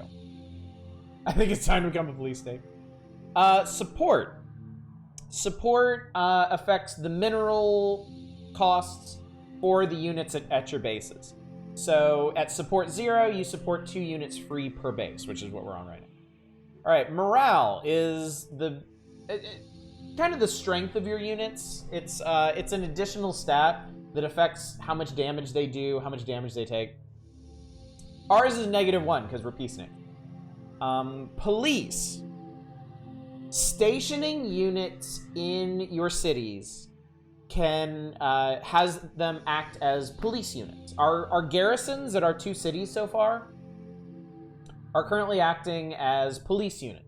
They contribute to the psych rating, the peace level of those cities. Your police rating determines how many units can be used for this. At -1 police, you're only allowed 1 police unit. And we can't nerve staple people, which I will explain later. Support an infinite city sprawl is one of the ways you break the game. At low colony counts, the efficiency isn't that important. The malice from police state is workable. Extra support would be fantastic for getting more units out. We'll talk about that in a sec. Growth, we're at a normal growth rate. I did mention this earlier. The higher your growth rate is, the fewer nutrients you need for subsequent population units. Planet. Your planet rating represents the ecological damage that you are doing to the planet. This is deceptively important. I imagine a lot of people getting into this game for the first time probably just hand-waved this one, but this is absurdly important. And it's one of the reasons we're having such smooth sailing right now. We are currently in ecological harmony. We have an increased chance of native life form capture. At 0, mindworms will not like you and they will come after you. If you go into negative planet ratings, the planet will come after you. One of the things about this game being so complicated is also a lot of cracks to jam a crowbar and break the game apart. That's very, very true, yeah. Probe is arguably the least interesting of these stats. It's your network security measures. It's the difficulty of spy teams to get into your networks and steal things and break things. Yeah, at 0 you can't even try it. You have to have a positive planet rating to capture native units. Industry reduces the minerals needed to produce things. This one is very powerful, but as you'll see as we get later into the game, it's pretty hard to influence. And then research gives you a bonus to your research rate. So the Gaians have bonuses to efficiency, bonus to planet, negative to realm, negative to police. That's why we're where we are at. Now I want you to go to negatives once just to see what planet does. You have to be in negatives for a while, but man, I may, in the future, maybe like after we're done with this run, I might show you what like a free market economics run looks like, because it's really fun. So we now have the option to switch to a police state. We will get bonuses to support and police. We will take a hit to efficiency. This is probably a really smart thing for us to do right now, because it just takes our efficiency back down to even, but it frees up, it frees us up not only to stop supporting the units we have now, but this will allow us to support 4 free units per base. Support is extremely important if you plan on being on a military footing, because this is how you field large army. The police rating is whatever. It depends on how big our bases are going to build early on. Yes. Yes, social engineering choices will affect our relationship with other factions. They all have values that they like or dislike. However, our neighbors are the gun nuts and the fascists, so we're good. So, changing one of your values costs you a small amount of credits, and they will ask you to confirm that, which is pretty important because we don't have a whole lot of credits available. That's right, we were in the middle of talking to Chairman Yang. Imagine a city and imagine wave after wave of fully grown mindworms crashing until it gets overrun. That's what it looks like. I believe you're on Doctrine of Mobility, Industrial Base. Yeah, it's a deal. Go for it. Resources exist to be consumed, and consumed tech, they will tech. be. Yeah, If you not want by this all the tech in this generation, game. Then by some future. Always trade tech. By what right does this forgotten future seek to deny us our birthright? None, I say. Let us take what is ours, chew and eat our fill. CEO Nwabude K. Morgan, The Ethics of Greed. This is basically Morgan in a nutshell. Resources exist to be consumed. Let us take what is ours, chew, and eat our fill. First colonies lack any kind of factories or heavy industry, so the creation of an industrial base becomes a high priority for economic growth. This industrial base emphasizes small-scale manufacturing, primitive assembly lines, and simple currency instruments. Oh my god, that is almost triggering. Morgan was a tech bro before tech bros actually came into existence. Yeah, he is the uber capitalist. This gets us another secret project, the Merchant Exchange. This gives us a very important unit advancement and future access to some very important technology. All right, we now have armor. We now have synth metal armor. And our people want to prototype synth metal garrisons, which are a significant step up in defenses. for us. Your information and information networks intrigues me. Are you willing to exchange for a copy of my world map? I don't want to just give away tech. So I'm gonna say no to this. Faction is indeed a mighty one. My forces are yet strong, and I shall not allow you to plunder the wealth of the planet without cutting me in for a share. My price is your data on biogenetics. No, your faction is no longer significant, Chairman Yang.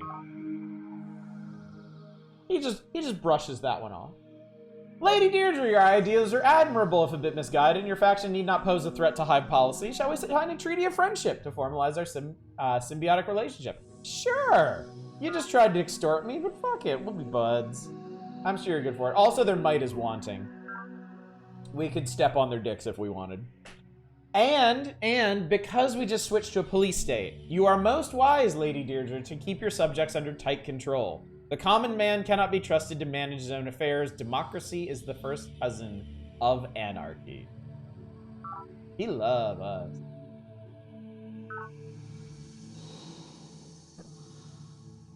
Nutrient resources. What-oh! I pissed off some mind worms. Well, that's one less unit to support. Let's see if we can get that one. I feel like being a contrarian to this guy for some reason.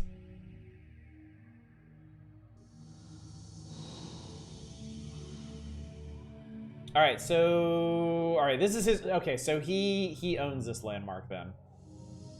Expansion's gonna be a bit tricky. They could be captured. We did blow them up. The brood trainers of our mind worms are gaining experience and have nurtured their unit to pre-boil status.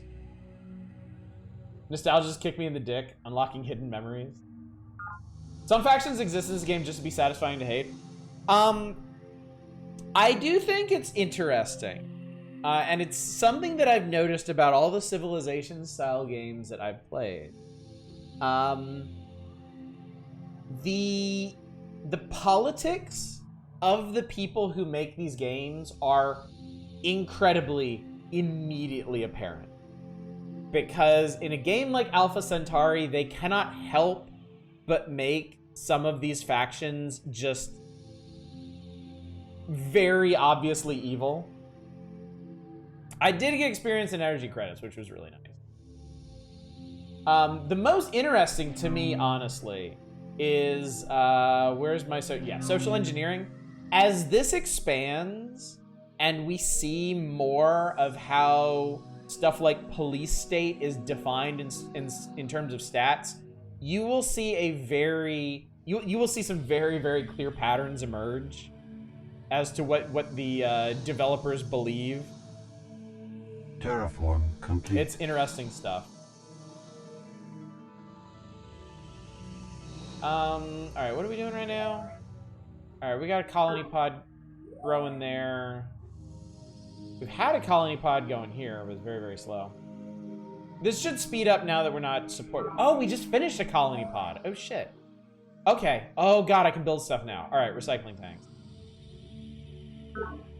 So saying about Morgan is a comedic parody of hypercapitalism? Yeah.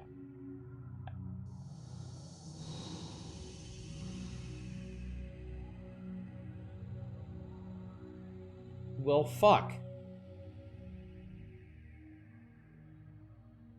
Hang on a second here.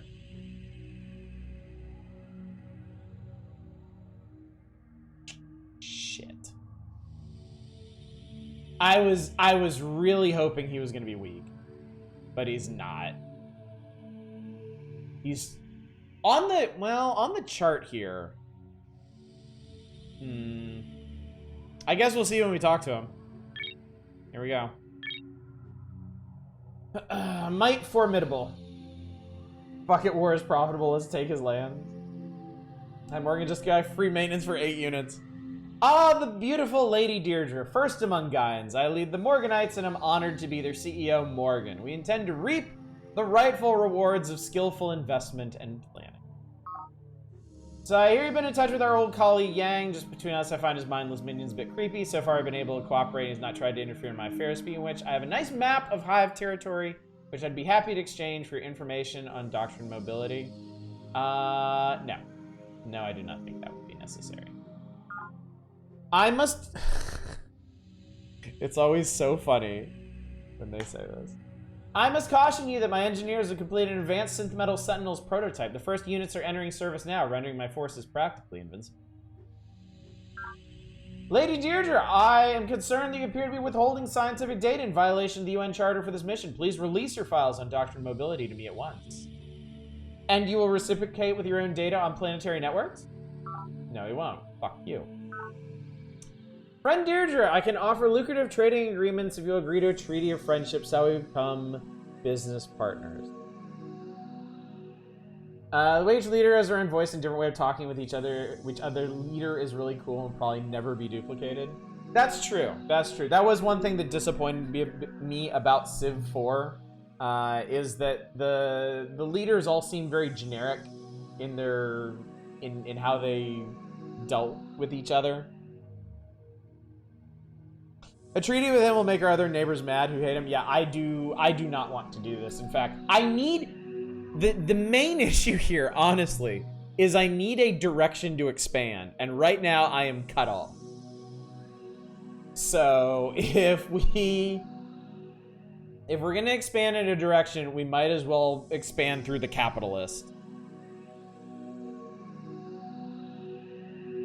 So I'm going to say no. Your force has been sighted in organic territory. Tensions between us will be greatly eased by their withdrawal. I could maybe piss him off. Fart somewhere, wait until someone gets grossed out and leave. Not the fastest or ANCAPs, the capitalists are. We'll get around to them, okay?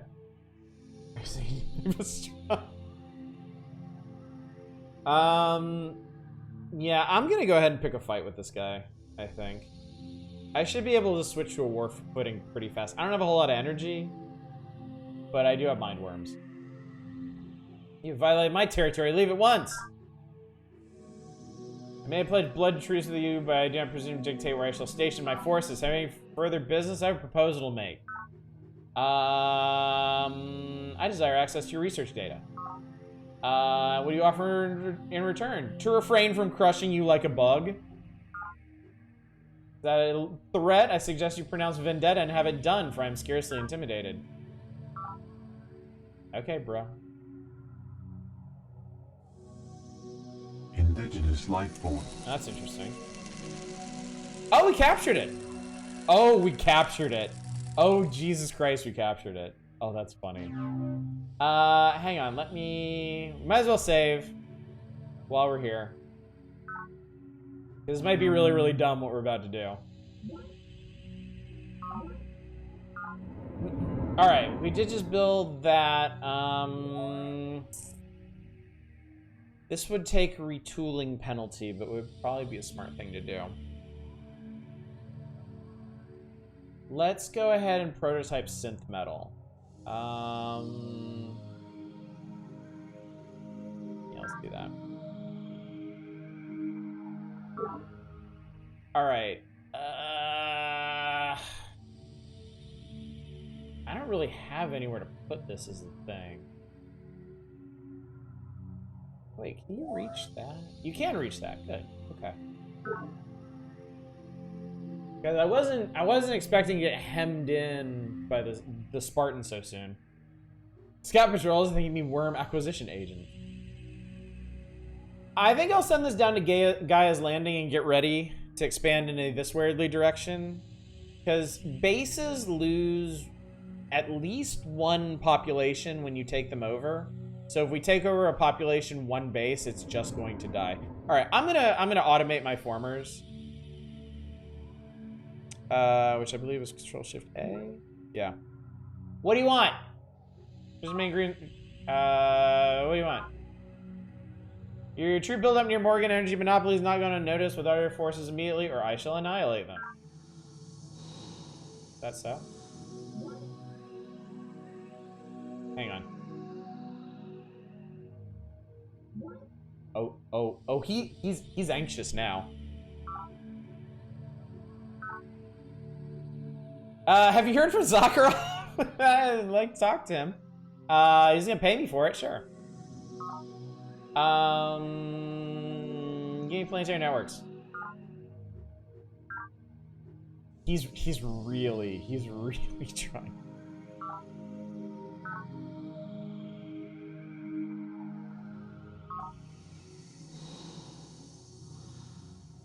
That one was complete,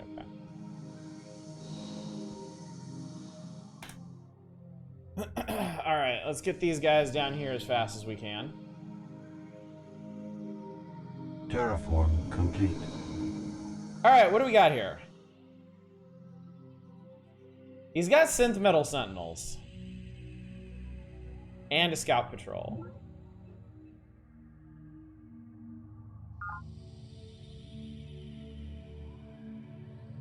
Let's see if I can take one more turn to get everybody in position.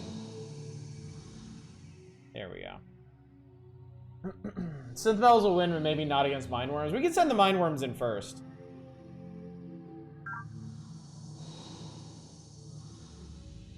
All right, chat. We're committing. Oh, the university's pulled ahead. Interesting. Colonel Santiago has the biggest military at the moment. I really like this. It tells you who's leading on stuff. We're actually leading on tech because we've been trading around so much. Santiago's winning on military and population. Morgan has wealth because of course he does. Yang has territory, but Zakharov has everything together. Here we go. You wish to pronounce vendetta upon CEO Morgan of the Morganites? Yes, yes. Oh, damn! So, the thing about mind worms, you couldn't see it because it went by so fast. Mind worm stats are $?1 because they don't fight via conventional means. They fight via psionic attacks. So, the synth metal's armor does not have as great a bearing on combat as much as their morale does. And their units are just as green as ours.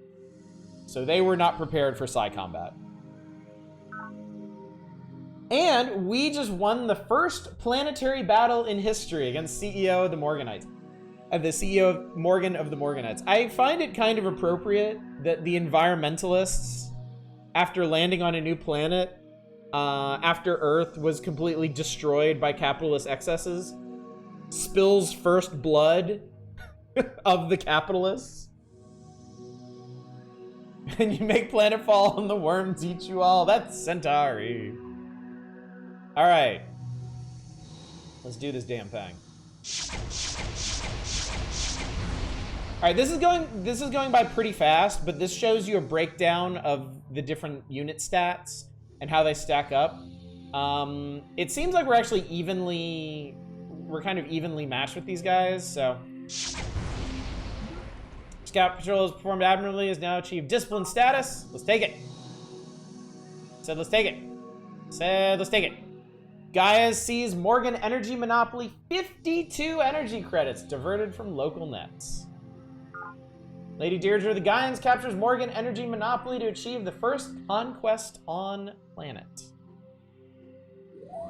All right, we have a new base. Make it rain, make it rain, make it rain.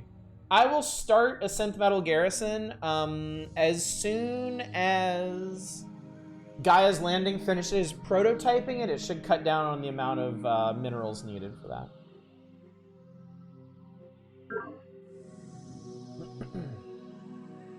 All right, let's automate this former. Let's actually leave you here for now. No, yeah, Morgan Energy Monopoly is the name of one of his expansion bases. I think Morgan Headquarters or something is the name of his headquarters. Something really obvious. So they can park there. We'll move them in there. We'll park everybody for the time being before moving on. Complete. Gaian engineers construct their first vehicle prototype. So we finished our first prototype in 2129. Santiago finished hers in 2125. Of course, she got to cheat because the Spartans don't need to prototype things. So we'll just have everybody chill here for now. I think that'll have you heal. Alright, so there's our synth metal garrison. So now, since we have a synth metal garrison here, that's our 4 free ones. I'm gonna go ahead and build recycling tanks. I do need to work on infrastructure. But I'll reactivate this scout patrol, and I'll bring them up here. Move you over here, and then that synth metal can hang out there. So yeah, let's do that. Hold. Sit tight. Sit tight. Okay. Alright, our mind worms are fully healed now. So what we can do is we can go ahead and reactivate these guys. And we can send them off. I'm gonna save again. This is good. I guess I can just control S, huh? But having them combing the... Well, we're gonna move through the fungus, so it's not gonna be a problem. Okay, there's his headquarters. I have CEO Morgan and the Morganites on channel 2. Shall I put him through? Yes. He is now obstinate. His might is wanting. Greetings to you, Lady Deirdre. You are, as always, the most tree-crazy of us all, and your followers the most eco-daft. Morgan, CEO of the Morganites, salutes you. Yes, they actually change their tone depending on how pissed off they are at you. Your past crimes against the Morganites are well remembered, Lady Deirdre, and my followers itch for revenge. Only reparations of 75 energy credits will quell their hatred. You are the only criminal here, Morgan. Nothing personal, my dear Deirdre, but planet simply isn't big enough for the two of us. I shall ruthlessly crush your faction, of course, and shall derive great pleasure from having you executed. Oh, Morgan Industries is his headquarters. Morgan expands really slowly. This might be his last base. Probably not. There's probably one more to the east. He probably expanded towards this crater. But we're about to topple his headquarters. Morgan's gonna charge you 8 energy credits to post on the network nets. Worm Psychon combat suffers no penalties for rushing. Drake, I'm really appreciating these tips. Like, you know so much more about Mindworm combat than I do, and it's super helpful. Oh shit. He's got synth metal sentinels, and he has an alien artifact. Alien artifacts are super good. And I have 2 Mindworms ready to go, so I think I'm just gonna go for it.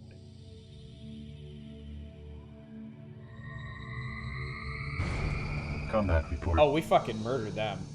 Come here, buddy. And we're gonna flatten Morgan Industries while we're at it. Guy sees Morgan Industries, 44 energy credits diverted from local nets. Faction eradicated. We have eradicated the Morganites. CEO Morgan has been captured and is ready for your personal interrogation. The Gaians have eradicated the Morganites. Every faction that you eradicate gets a little memorial down here, which is really funny. Vae Victus!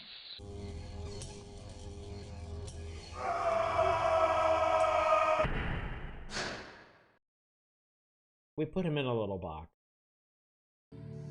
Now this is once again the only place uncorrupted by capitalism. All right, chat. We did it. We have done it. Let's see. How are we doing here? I'm going to rehome a few of these units at the new base. Let's see. This guy's independent. Both these guys are from Gaia's Landing. Is he just gonna be zapped in his own home for the rest of the game? Yes. I have turned off the rule that makes them... I understood that right. I've turned off the rule that makes enemy units restart, so he's dead forever.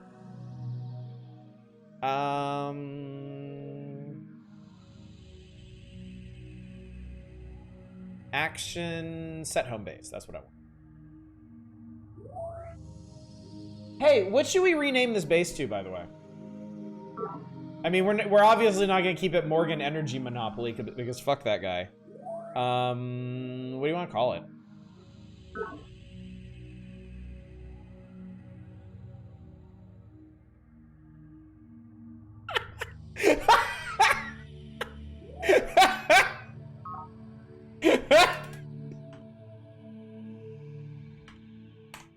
Fucking yes. I love it. Welcome to Elon's Folly.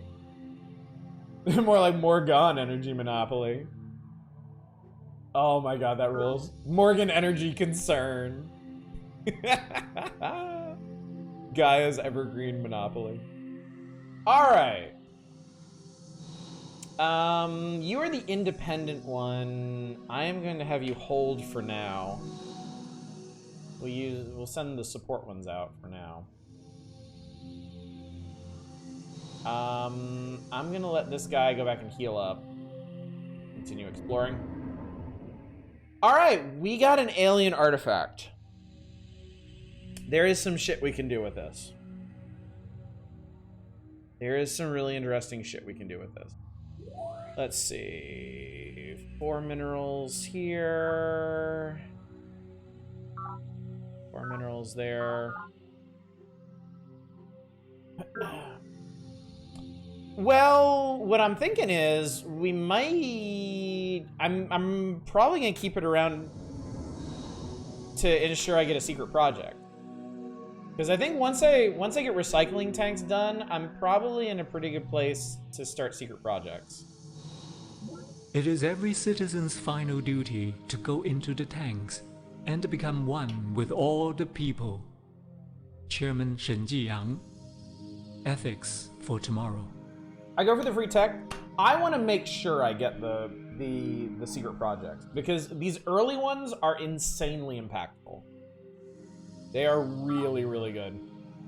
All right, 2135, we built our first base facility. Zakharov built his first one back in 2119.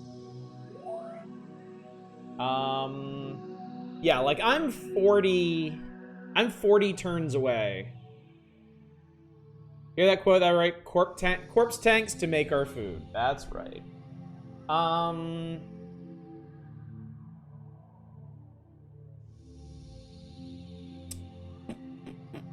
Question is which one?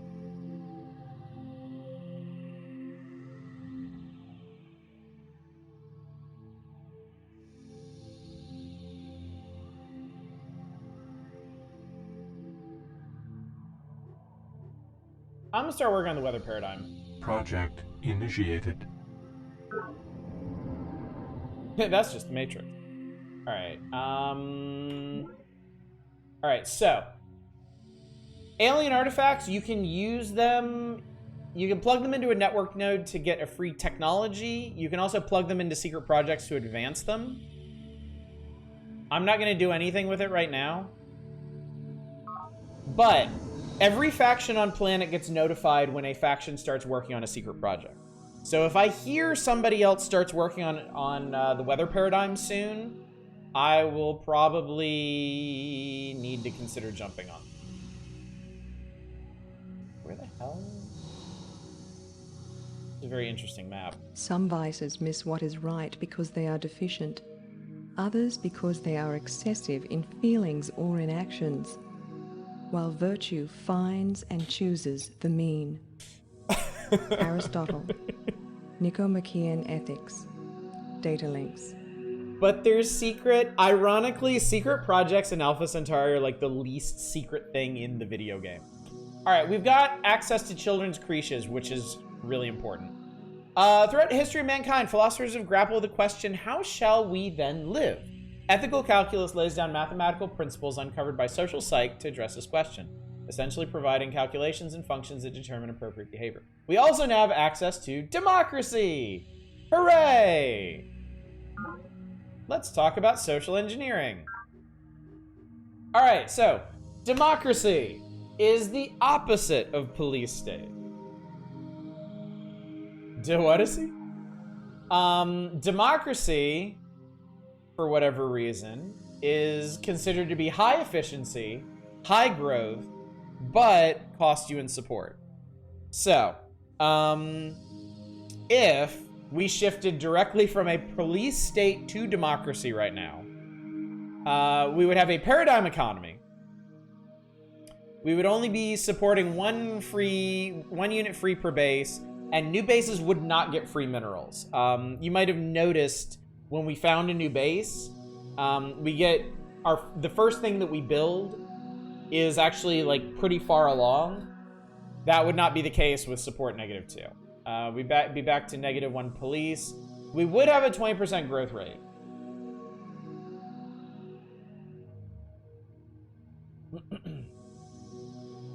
So for right now, because I have a lot of units kicking around, I'm going to stay on police state. We will switch to democratic eventually, once we have a better mineral base. But honestly, early on, support costs are a real pain in the ass.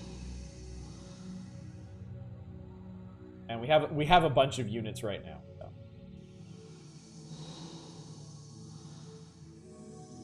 All right, so it looks like there is Production complete. It looks like there's a whole new world over here. So y'all can hold. I am going to... I guess we'll go ahead and set this guy out. We can go ahead and start working on a new base. Okay, actually, good. Games has such a comprehensive view of what a future society would need to contend with in a way that so few things really handle. I very much agree, Naren. It's a really interesting, like, speculative view of the future. Oh, look, it's Mindworm. Shit. Mindworms appearing aren't because you came across a hidden unit. It actually rolls for appearance every time you move onto a fungus square. That I did know about.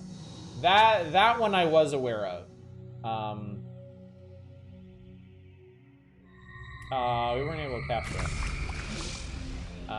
But we evolved, and we got 10 credits out of that. So wait, who are we missing? We have Yang, Zakharov, Santiago. We're missing the UN and the Believers. And I noticed something on the chart. Wherever the P is the UN, the B is the Believers, wherever they are, they must be suffering. Things must not be going well for them. All right. Guys, landing's all set. I can start work on human genome, which I believe Project initiated.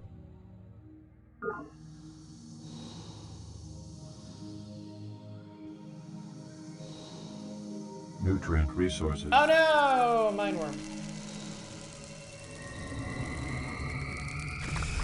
Exploded. Oh no, our guys exploded. That's a shame.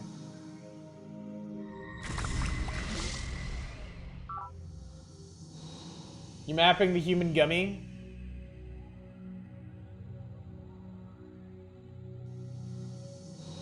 Alright, we found the Garland crater. For what that's worth.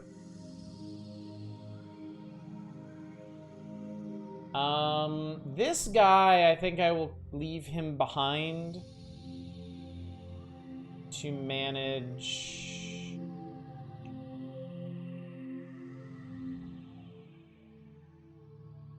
Where do I want to put this guy?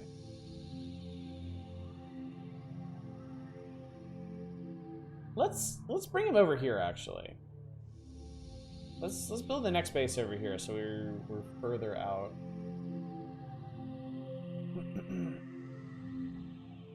Oh god, Yang actually has a little toehold here. I don't want that.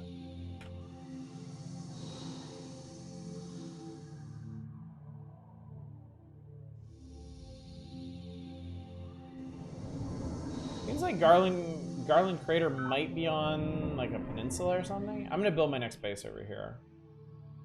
I think this will be a good spot.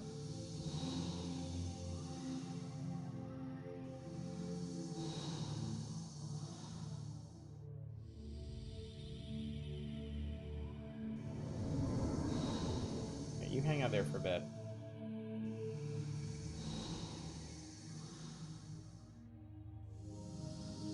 There's a land bridge here. I finished scouting the crater.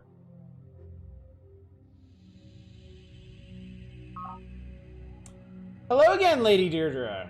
Your ecologically sensitive followers remain a force to be reckoned with. Hi. I believe your data on ethical calculus can have important implications in applied physics. I'm going to give you information network. He doesn't... In exchange for your data on applied physics, maybe? But enough for me. Scientific That theories was his are idea. judged by the coherence they lend to our natural experience and the simplicity with which they do so. The grand principle of the heavens balances on the razor's edge of truth. Commissioner Pravin Lal, A History of Science. Alright, this gets us access to lasers and then some other stuff later. Colonists must create new tools from the wreckage of the Unity to survive and expand. Early inquiries into applied physics emphasizes adaptation of existing technology for the new environment.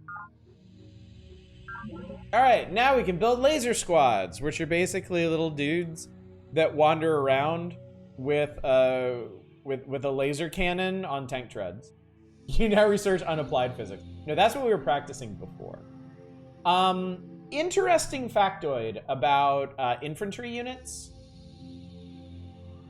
They get a big discount to shielding.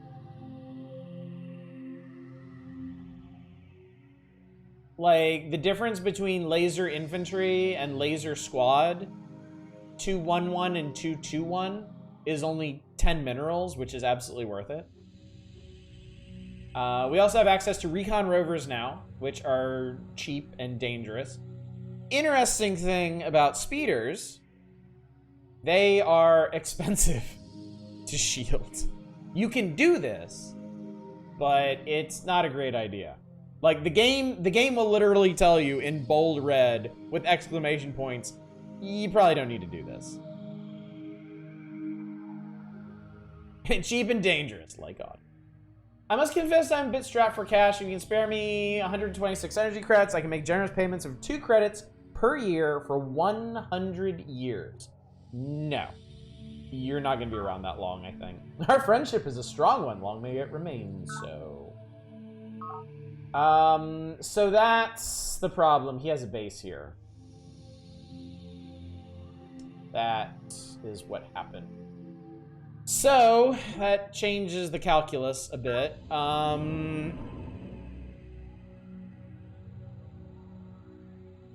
I will build my next base. Let's do here. Yeah, he just built that one. So.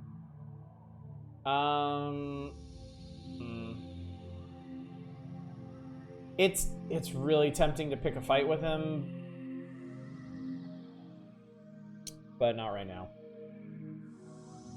Not right now. I'm gonna finish scout. Whoa, hello! What was that?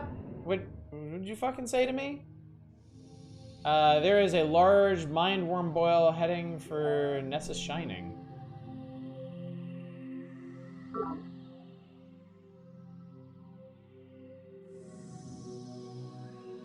I don't know what they're doing there, but... Yeah, I think that's the only thing I can do is try to capture it. I hope this may or may not go well. Oh, we got it! That's cool. I'll set this always investigate. They won't ask me anymore. Well, that was really fortuitous, in fact. Alright. Build a new base here. Start working on synth metal, and then we got some good shit over here. I'll queue up some formers. This should be a pretty good base. I'm gonna park these guys over here, I think. They can hang out there. Alright, Elon's Folly has finished formers. Let's see, what can you do? How long would it take you to build a scout rover? A while. They don't, well, my other 2 good bases are building secret projects, so let's let them start working on that. And then I'll let these start automating their processes. You go back, and then you're heading to the front lines, my friendo. Bro, seriously?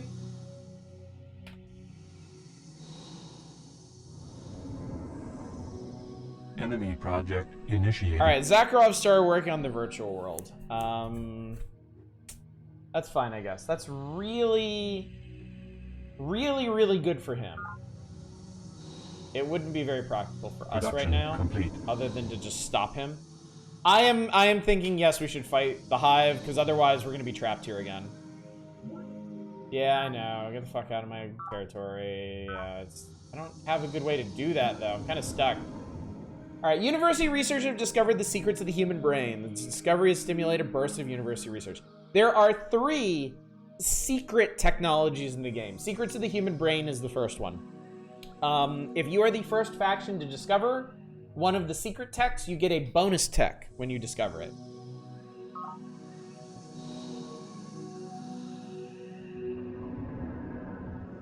Alright, I'm gonna need him to just fucking get the fuck out of my way. Because of zones of control. I haven't talked about zones of control. Yeah, okay. Fine. I can't withdraw them. They just kind of live here now, okay? Production complete. Okay. Now I can get them out of here. Fine. Alright, so that's formers. Yeah, this game has zones of control. You just kind of got to deal with it. Let's do the recycling tanks. Automate you. What? And now he's cooperative. I will not tolerate the incursions into my territory. Will you withdraw your forces? Yes, I will withdraw my forces. It's fine. They'll be back. They'll be back, you piece of shit. Okay, so he is colonizing Garland Crater pretty hard. I know Drakemel. I know. I know where he is. I mean, you can see the border lines on here.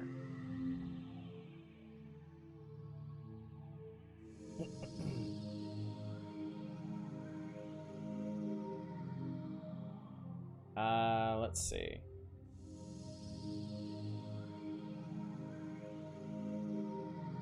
Oh, he pushed that guy out. Just how that happened. No worries. It's alright. I do appreciate the advice, but I'll work out some of this stuff myself. Turn complete. Oh my god, this guy's being a real dickhole now. Alright, this is gonna happen sooner rather than later. Insufficient energy. I think as soon as these secret projects are done, I'm gonna flatten this guy. I am not happy with the way he's hemming me in here. Alright, we got two big mind worm boils up there. And I'll bring the scouts back down. We got more scouts there. We have sufficient defenses. Is that the warmongering penalty? No. I don't think there's there's no kind of war fatigue in this, is there? I think you can, I think if you want, you can just be at war forever. By the way, I'm curious. What's up, buddy? Alright, I'm not fighting a war with the Spartans right now. You want to trade tech? Bro, come on. No, I'm not gonna lend you money, you idiot. I have a proposal to make. I want research data. I'll trade you data. And now he's like, hey, I've got a great idea.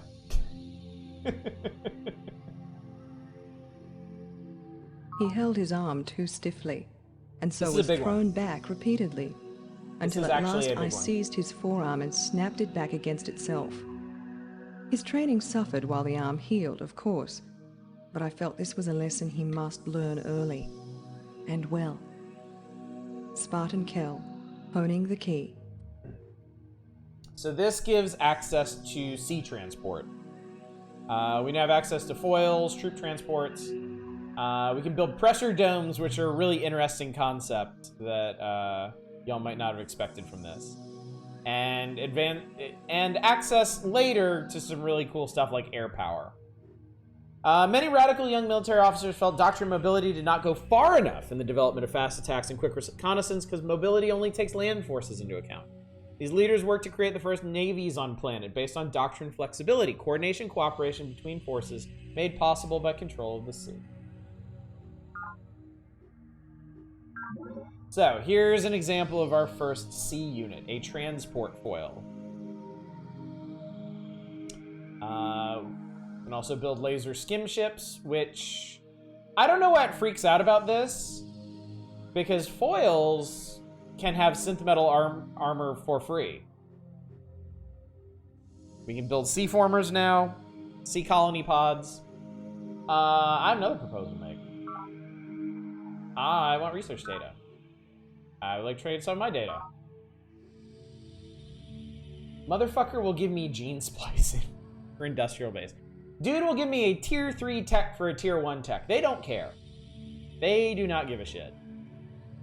The genetic code does not and cannot specify the nature and position of every capillary in the body. I think the red is just telling you or there's prototype every parts you neuron have to in the pay brain. for. Maybe. What it can do is describe the underlying fractal pattern which creates them. Academician Proctor Zaharov. Non-linear genetics. Alright, this gives us research hospitals, but also a very important breakpoint. I haven't mentioned this up until now, but there are restrictions on how many resources you can extract from a single tile. For most tiles, it's 2. You can't do any better than 2. Once you get to gene splicing, you can break that limit for nutrients specifically. That's actually kind of a big deal. Widespread adaptation of the philosophy of ethical calculus removes opposition to genetic experimentation in plant and animal DNA, while advances in biogenetics provide techniques for the incipient field of gene splicing. Technology allows researchers to insert new DNA coding into existing genetic material so that entire trails from disease resistance to a stable personality can be copied from one organism and transferred to any number of others. Have you any interest in further trading under the same terms? I'm not paying you for Secrets of the Human Brain. I think we're good. So we just got a whole bunch of tech, which is really nice. A whole bunch of free tech. And I think, let's see here. Yeah, we've got access to all kinds of new stuff we can build. Perimeter defense doubles your defenses. Children's Creche is actually really important. It provides localized base bonuses to growth, efficiency, and morale. I would like to get those going as soon as possible. Network nodes provide a lab bonus. Research hospital provides labs and psych bonus. Okay, Pressure Dome. Pressure Dome is really funny. Pressure Dome is just a more expensive recycling tank.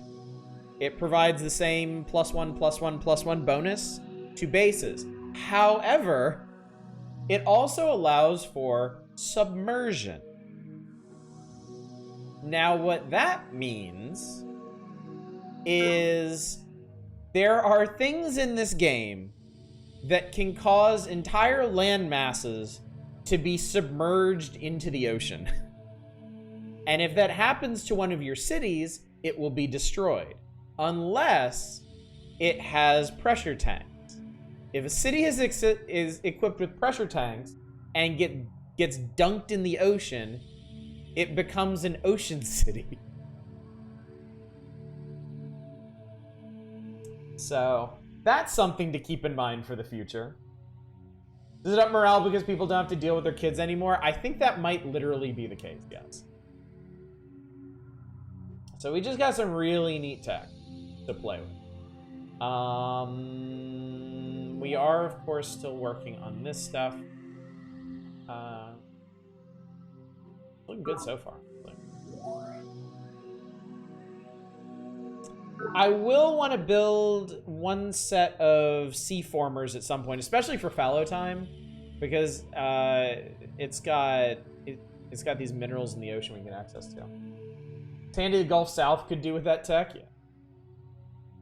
Dump little shits in the video dome and call it a day. How are we doing? Scout Rover prototype is going to be done soon-ish.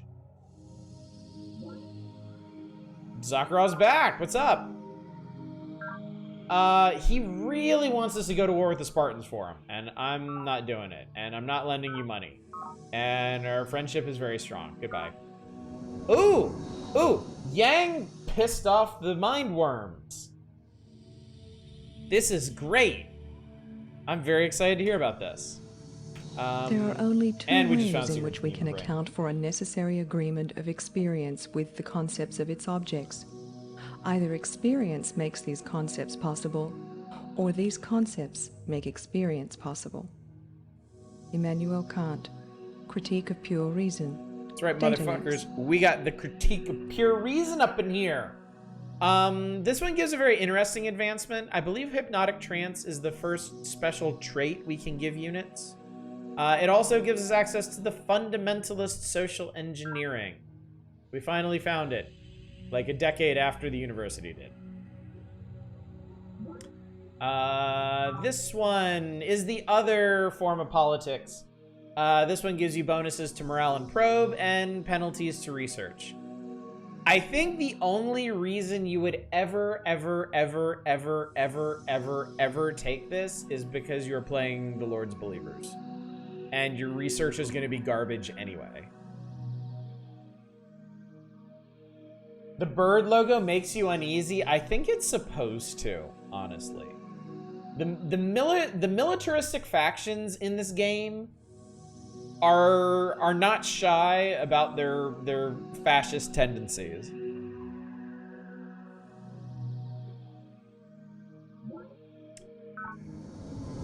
So, let's see here. All right, y'all are sticking Turn around. complete. I think Santiago might be kind of crushed against the top of the map here. She might be stuck. The bird logo for morale. What is the E? Yeah. This one. Anything having to do with military morale in this game, I think it's also on the buildings too. Yeah, Command Center, Command Nexus. Yang's expansion was already overwhelmed. Oh yeah, it's gone. Sweet. Fuck him.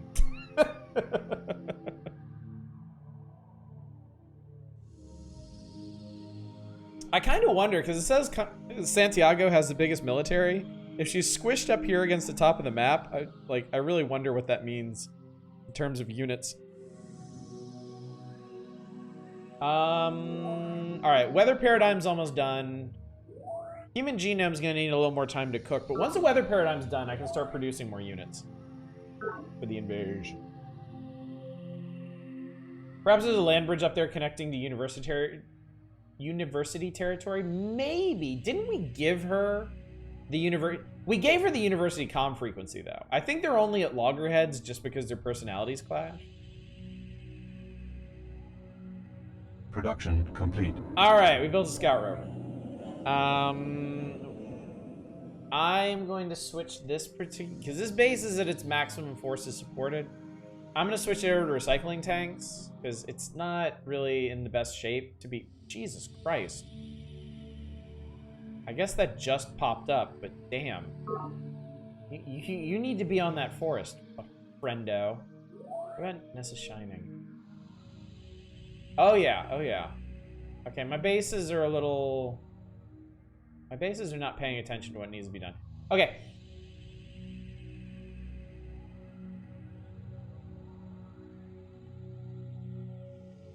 I'm actually gonna put Nessa Shining's development on stagnant, because it's gonna take a long time for them to hit the next level anyway, and once we get past 4 or 5, we have to start dealing with some shit. How about them monoliths? I keep switching off of those, I don't know why. And I keep missing that it does that. Actually, can you reach? Oh, they can reach that now too. Okay, cool. Alright, this is good. Still in the area, you need aqueduct tech to take a city past 6. Here they call them HAB complexes. You basically need to build expanded housing. Alright, Rover could park here for now. What do you want? Oh, she's seething. Okay. We might not be fighting Yang just yet. Were you aware that my most hated enemy, Provost? No, Vizagrov's a friend. Oh shit, she has impact tech. So impact tech is the next weapon technology. With 4 offense. Environmental initiatives stand in the way of plans to exercise freely the God-given right to keep and bear arms. Let's see if we can lowball her on this, because I don't want to start a war until my forces are in position. 20 it is, thank you. Our friendship is strong, long may it remain so. She's in my fucking territory. Alright, I see how it is. I see how this is.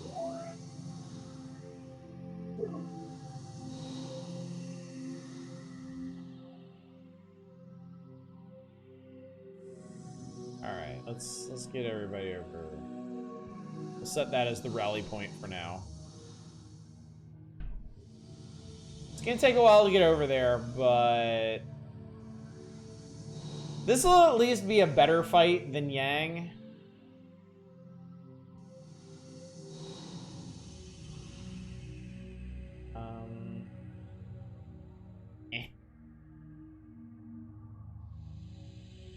Turn complete. Yeah, at least the farmers have been building roads.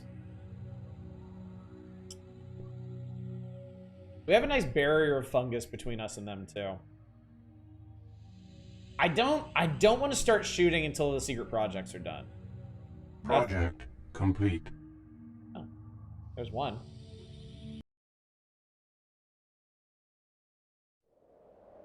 I shall not confront planet as an enemy, but shall accept its mysteries as gifts to be cherished. Nor shall I crudely seek to peel the layers away like the skin from an onion. Instead, I shall gather them together as the tree gathers the breeze. The wind shall blow and I shall bend. The sky shall open. Why is Willow on planet? And I shall drink my fill. That's my current background. Gaian Acolyte's prayer. The video clips in this, and oh, that's right. I get access to advanced tech now. I can build condensers and boreholes, and raise and lower terrain, even though I don't have the tech for it. But yeah, the game plays at 2 different resolutions. It plays at the game resolution, and it plays at the video resolution. And every time it switches between them, OBS has trouble keeping up. So that's why you're getting the peck in between. So yeah, terraforming speed is now essentially doubled for everything, except removing fungus, but why would we want to do that? We can build condensers and boreholes, and raise and lower terrain. Really. And we've completed the planet's first secret project, which isn't very secret, but what the hell. Alright. Nessus Shining is primed to build a whole bunch of cool shit.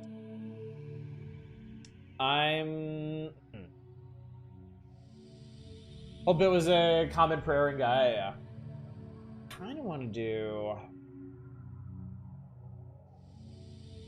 When do we build mammoth tanks? That's gonna be...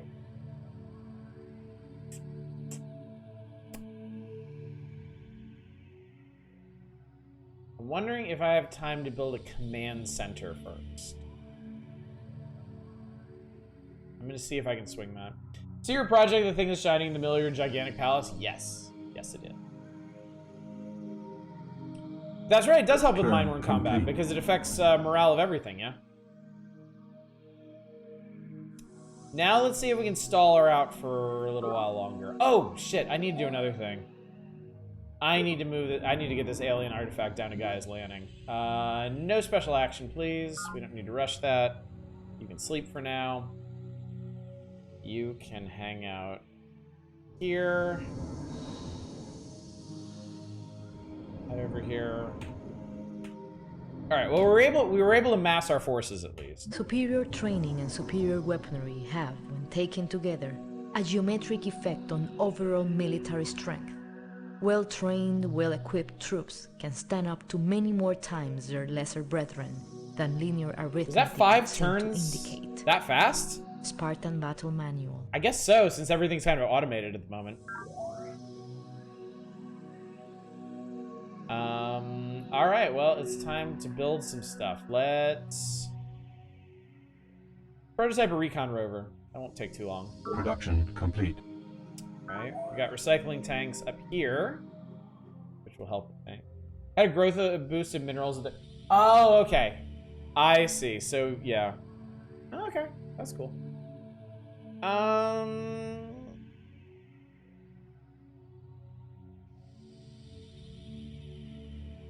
gonna start working on a laser squad up here. I'll probably prototype it at a different base, which will speed it up here. Formers are apparently doing good work. That also means human genome is basically done, which is great. That fucking rover is parked there so that it can blow up that former the moment she decides to declare war. Enemy project initiated. Alright, Chairman Yang's working on the command nexus. Production That complete. actually kind of works out. Alright.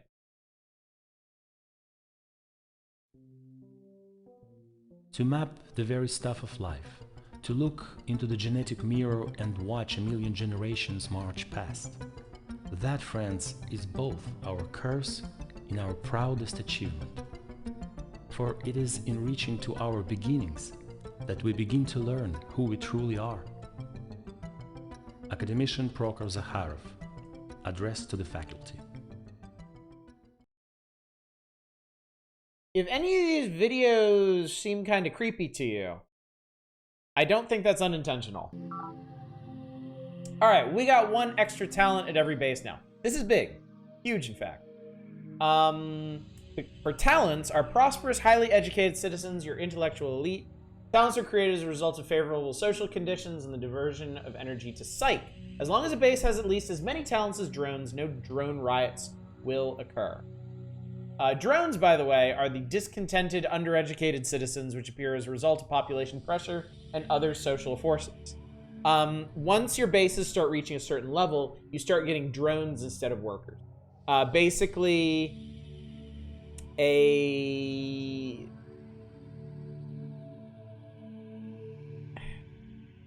I had a really good way to explain this and it fell out of my head. If any of these videos seem creepy to you, just wait. Not the rabble, but it's just as a society expands, more and more people end up falling through the cracks, falling by the wayside. Social pressures build up and they need more outlets. So basically, drones represent the need to provide services, entertainment, psychological benefits to your growing population. Mechanically, they're like the rebels in Civ, but they actually still do work. Okay, so Gaia's Landing just did that. They can prototype a laser squad. And we will get on a war footing, and we will crush Santiago. Turn Everything complete. is going to be great. Oh. That's 0 eco damage. We're running a very tight ship. We're pulling ahead of the Spartans in terms of general power. Our formers decided it'd be a really good idea to just build a road into Spartan territory, which I think is really funny. I thought you had created genetically distinct drone class. No, drones are just what they call malcontents in this game. Oh my god, we're actually my formers are building sensor arrays too. Really cool. Make sure all this stuff is properly allocated.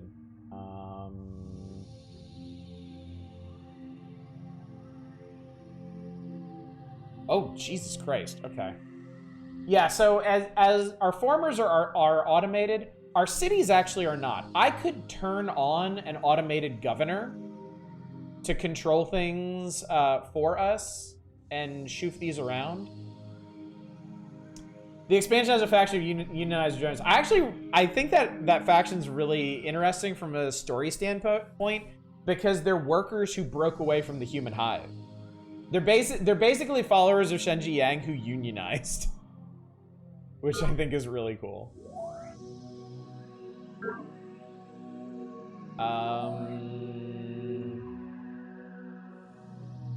I might start turning on, yeah, I might start turning on governors soon, actually. Our cities are doing really well, though. Our cities are looking good. We don't have a lot, but the ones that we have are really good. The expansion factions are really interesting. We'll talk about them. Maybe I might be able to show you in the future. I would just need to install the expansion after finishing this playthrough. Turn complete. All right, there's not a whole lot going on at the moment while we gear Production up for complete. war. Oh my god, our farmers are so smart. This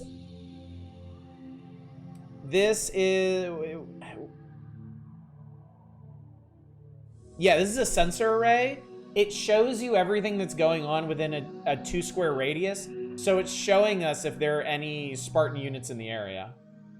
I love how this game feels like it could be a possible start to quite a few science fiction game settings we have. 40K, Dead Space. Oh yeah, definitely. Absolutely can. All right, recon rovers. Okay, we're gonna be able to crank out recon rovers like every other turn. I'm gonna switch to laser squad though. That's gonna overload, and then they're on. Okay, so we'll build up some Western forces over there, while letting these 2 cities handle these. I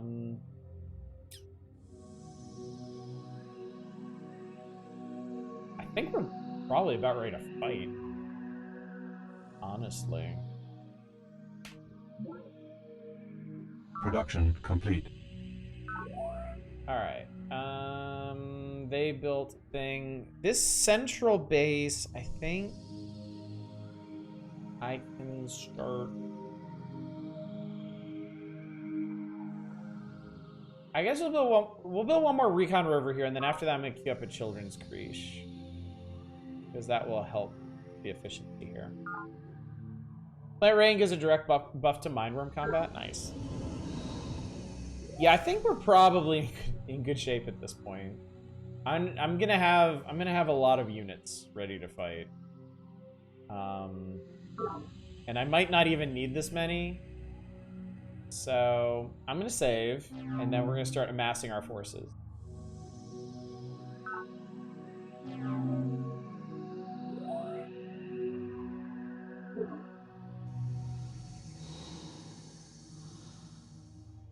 Recon River is a nice scan for more worms. 2 moves you can move and stumble upon word to still get capture time. Yeah.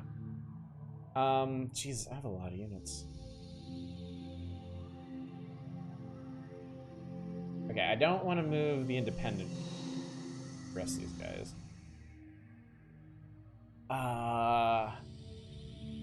Oh shit! I can actually sneak attack this rover. I just realized. Oh, we're gonna do that.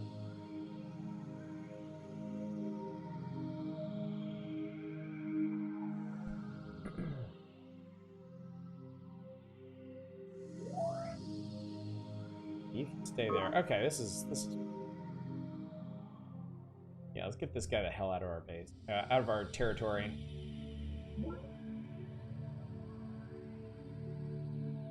Actually, before we do that, hey Zakharov.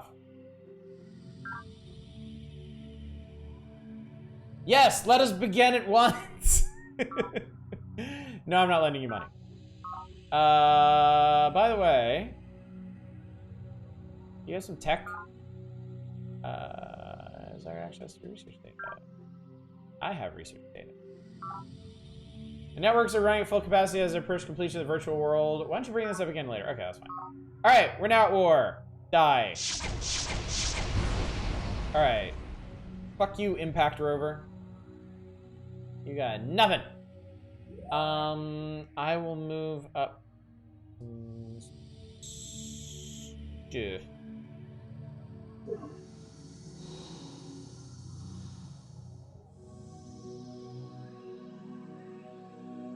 I'll let him rest there.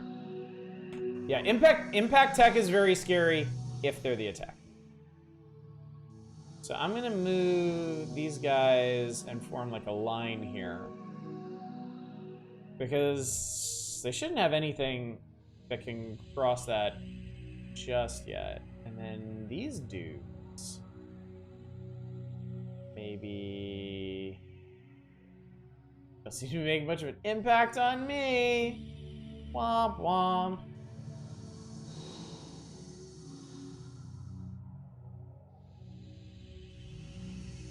Alright, we'll move you up to here. Yep, I knew they're gonna move into our territory. I knew it. Let's get the mine worms on them. Yep, that was ugly. Alright.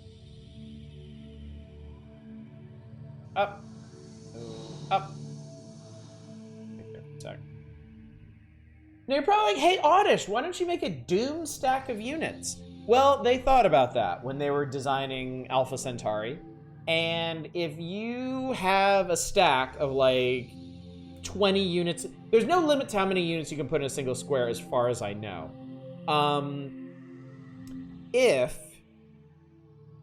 If you have a stack of like 20 units and they get attacked and one of your units loses a combat, all the units in that stack will take collateral damage.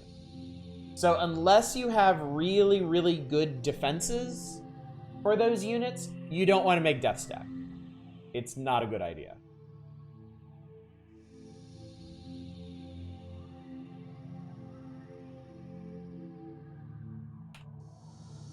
Which is a change from Civ where the rest of the stack would just die, yeah. Enemy project initiated. Oh, Colonel Santiago is working on the merchant Production exchange. complete. Interesting. Is this...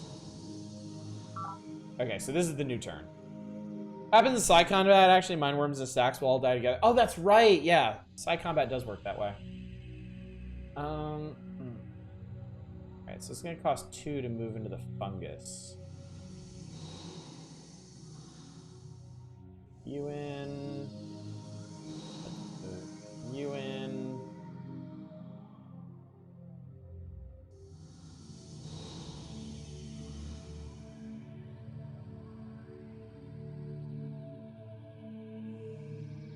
I feel like they probably weren't expecting this.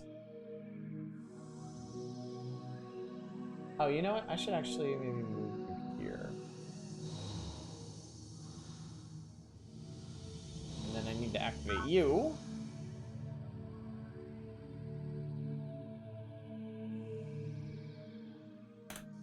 There. So obvious you're not used to Gaians, you're scared of moving into fungus. It's a habit I can't break. I am very used to being terrified of mine worms. This is a very different experience from what I'm used to. Alright, we may actually be able to kind of chill on this for a second. I'm gonna stop building units for a minute until I see how these initial battles go.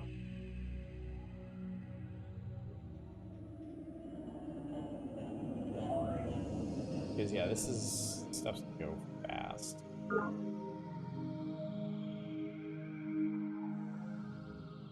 Whee! Alright, you have a laser squad. You can hang out there. I love children's creation.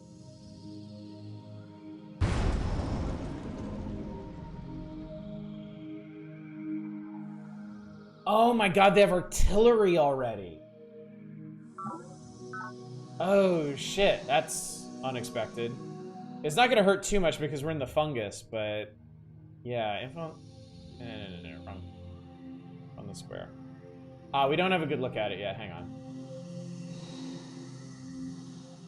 Alright. Oh! I'm so stupid. They have impact weapons, but they're set up as artillery. So artillery is a trait that you give units in this game. And it modifies them so that they can't do direct combat anymore, but they can bombard distant squares. So they made artillery rovers. So their headquarters only has an artillery piece and a synth metal sentinel. That's pretty funny, actually. Wait, what do I have on this square? I've got a lot of shit on this square. You're just a recon rover. You're gonna go exploring.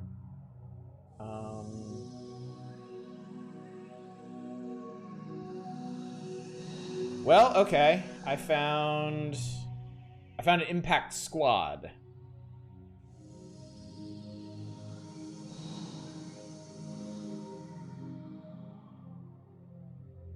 I can actually go ahead and hit them. I'm not quite ready.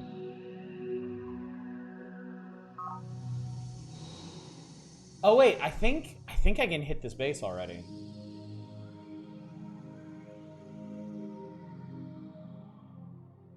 Which one's the better one? That one's damaged. Okay.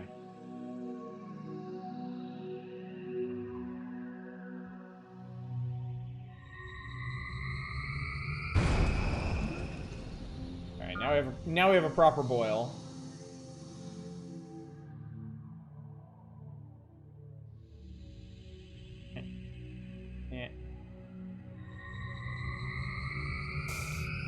Oh, that was really close. Okay. That was a tough garrison. But they're gone now. They are gone now. March all of our forces in. What do you want? Okay, non-committal. You are always the most beautiful of us all, and your followers the most ecologically sensitive. Okay. Gene splicing, industrial economics? Sure, hell yeah. Our first challenge is to create an entire economic What is a infrastructure. boil? So mind worms are little teeny worms that we haven't gotten to the story beat yet. They're little teeny worms that burrow into your brain and eat your brain. Interdependent piece must be materialized simultaneously. But they and in tend to perfect travel working in order. giant roiling Otherwise, masses the system will known as crash boils. out before it ever gets off the ground. CEO Nwabudu K. Morgan, the Centauri Monopoly. All right, this gives us access to Energy Bank and free market economics. Hooray! Early industry on planet centered on the creation of frontier industrial base. Featuring primitive assembly lines, simple currency instruments, soon leaders in the financial sectors push for a more comprehensive industrial economics policy to accommodate free trade and other strategies for multiplying capital. I don't need to copy your world. Oh shit, chat. He just completed an advanced recon rover prototype. No, I'm not giving you stuff. He still likes us. We're fine. Everything's good. Production what was complete. That?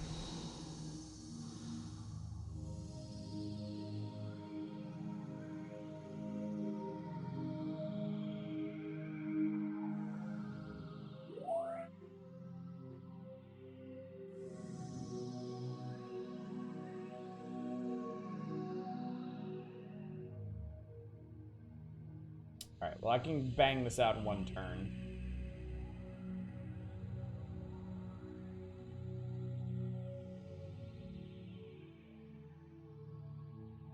Oh wait, hang on. Before I do this, something I can move in from somewhere. A recon rover. Be a couple turns before it gets there. All right, hang on. I'm gonna pop a save real quick.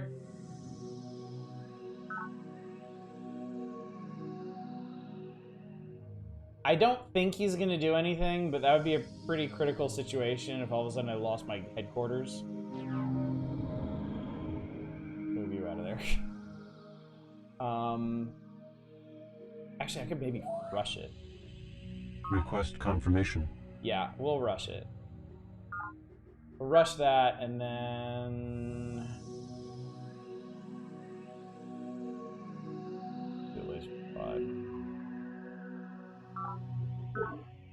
We'll see what happens. Alright. Let's see.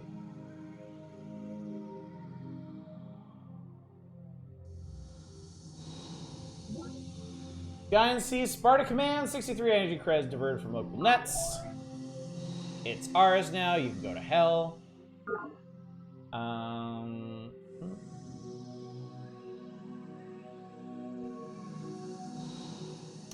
They have quite a few units at the moment.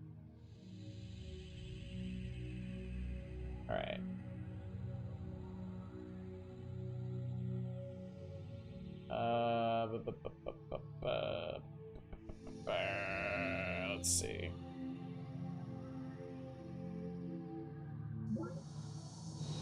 What the hell do you want? Oh, she's seething. Your eco-daft followers remain a force to be reckoned with.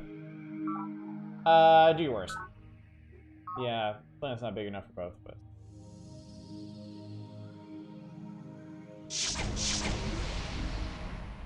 Okay, so the other thing about rovers is that they can, if they're going to lose, they can disengage from units slower than them, basically infantry units. So that rover pulled back because it was about to die. Actually, activate you.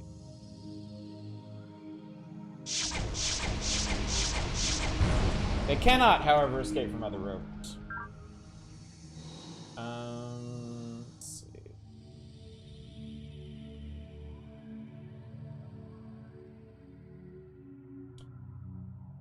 We will... Okay. You have so many monoliths around to patch up your units? Yeah. Don't even get to them.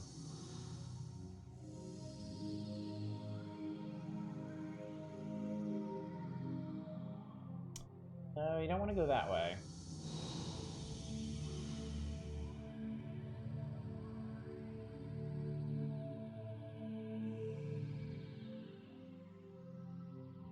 Up there. Hold.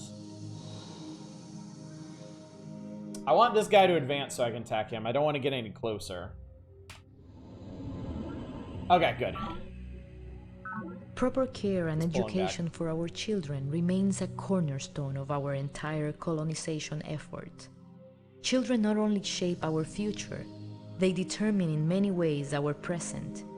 Men and women work harder knowing their children are safe and close at hand. And never forget that, with children present, parents will defend their home to the death. Colonel Corazon Santiago, Planet, a Survivalist's Guide. So yeah, the children's creche is... The Spartans are like, yeah, this is great. Put your little shits in daycare, and the soldiers will spend their lives to defend them. Alright, yeah, we got Laser Squad going. Yeah, I don't think Yang's gonna fuck with this. At least not right now. I'm sure he wants to, but... Well, I think we're gonna need to fuck with him as soon as we're done here. Okay, so Santiago actually has a lot of units, as it turns out.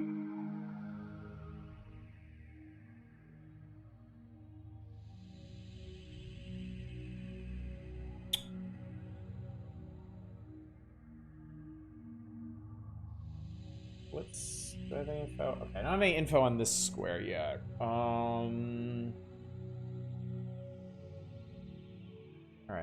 So I think she must have another base up here that she's launching her main force from. It's weird that she had... Maybe she was fighting the university? I feel like that can't be right, though, because, like, we're playing on a large map. And so far, like, we started here, Santiago started here, Morgan started here, and Yang started here.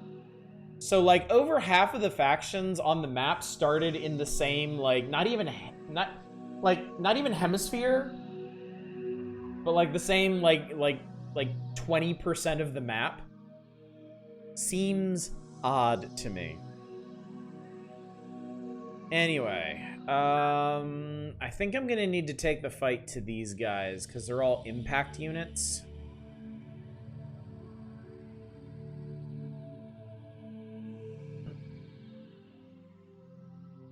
Got quite a bit of morale. This isn't an ideal situation, but I do have you.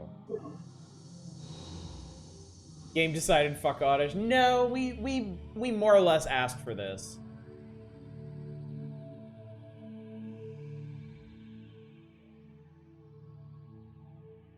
Two of the most in-depth factions that have the most territory. Yeah, we straight up picked a fight with the biggest military on the planet. Like, this should have been expected.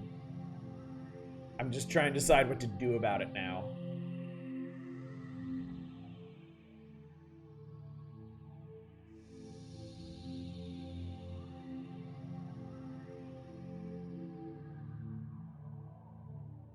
Well, here's the thing. Do what you do best. Give up. The only real threat they have is the rover.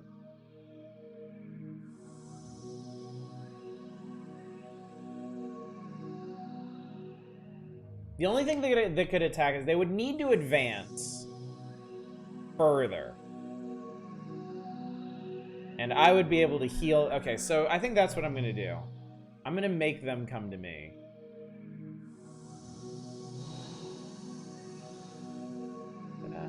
Oh my god, this monolith is on a river. That's so convenient.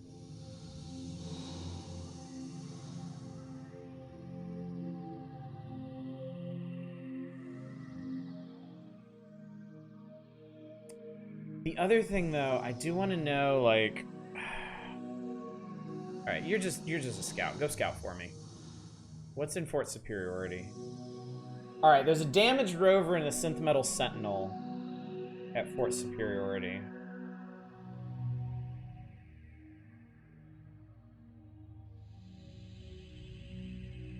I think you can rest.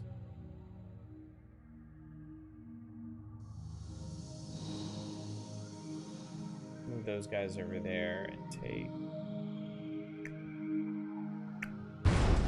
Oh! Alright, so yeah, the rover went in hard. Okay, so they've surrounded Sparta Command. Well, we got some stuff we can do about them.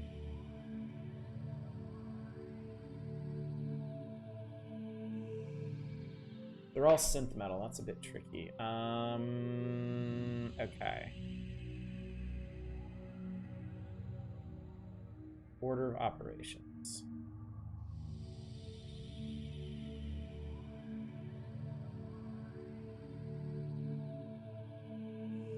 I've got 4 units, they've got 4 units. Let's see, okay. Let's have you... No, I don't need you to do anything at the moment, thanks. I need this guy to do this. Alright, that's one down. That smashed the rover. Are you the... You're the scout patrol. You finish him? Alright, scout patrol's dead. This one's just gonna be ugly, I think.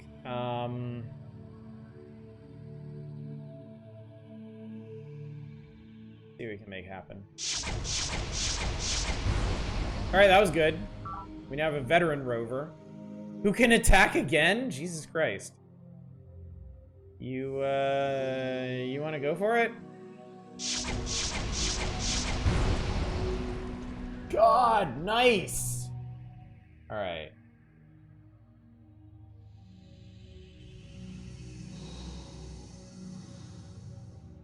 Alright, well that went incredibly well. Fort Superiority had a damaged... What was it? They had a damaged rover and a synth metal garrison.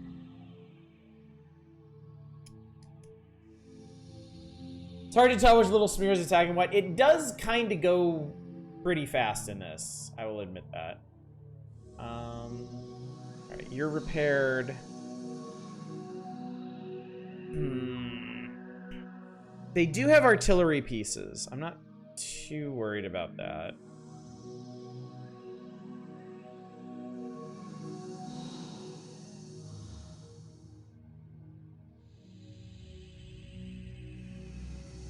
Move these guys down. Alright, let's get you ensconced in Guy's Landing.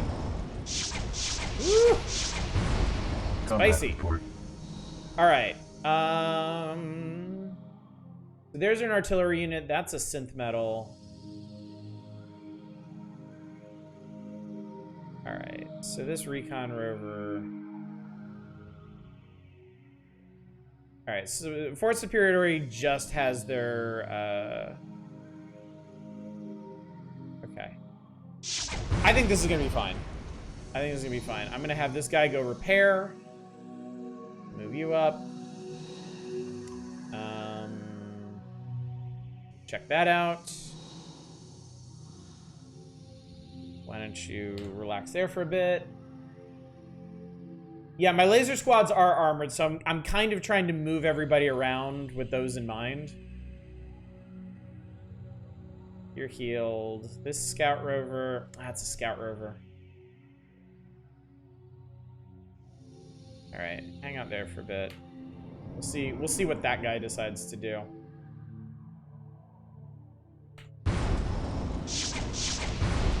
Production. They got more shit.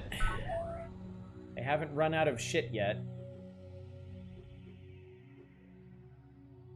Well, I need some more recon rovers for the front, I think. How about upgrading units if you don't want scout patrols anymore? I don't actually. I don't think that's something I ever did. What's this? Okay, so they moved up another impact squad. But I have an elite recon rover now.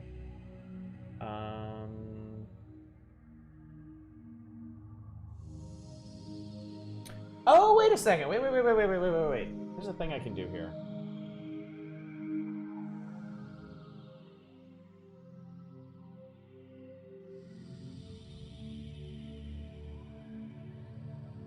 Yeah, mind worms. Get the mind worms doing stuff.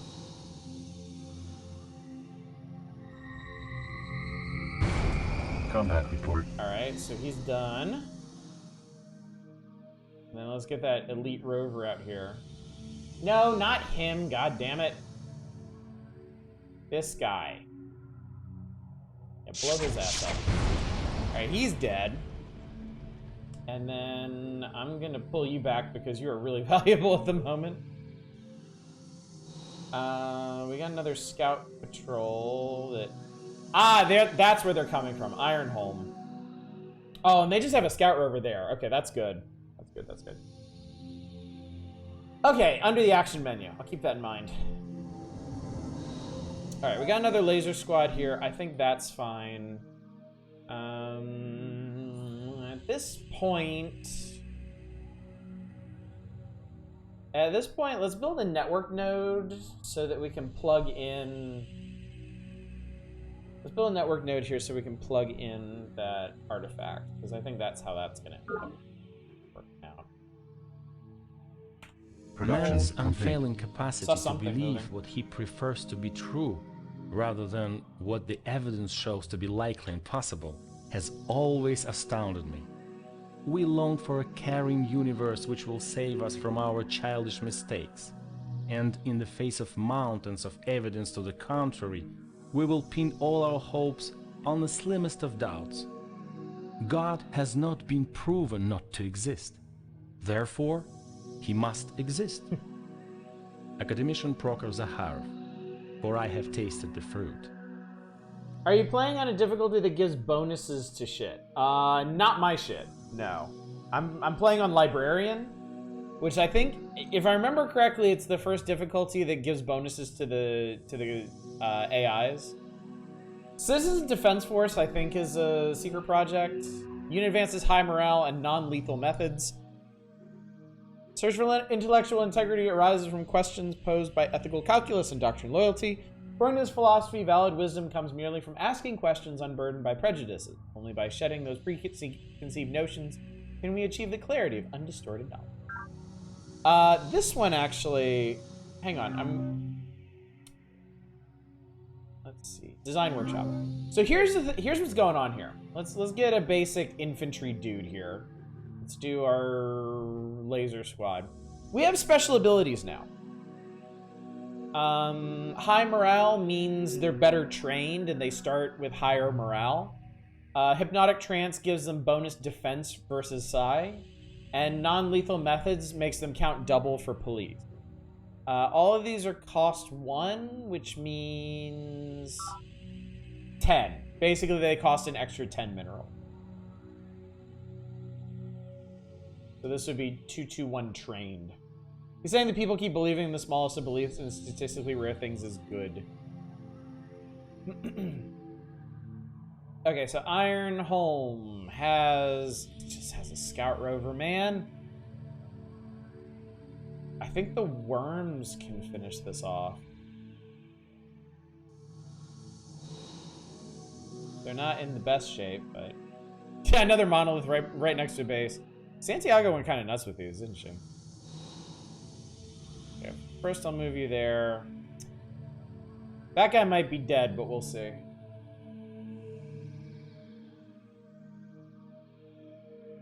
don't think I can make that.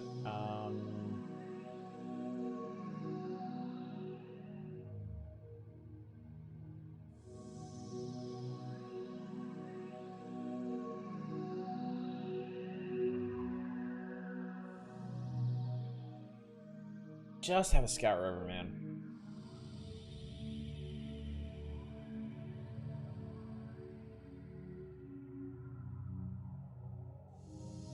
Just far enough away from it to be a pain.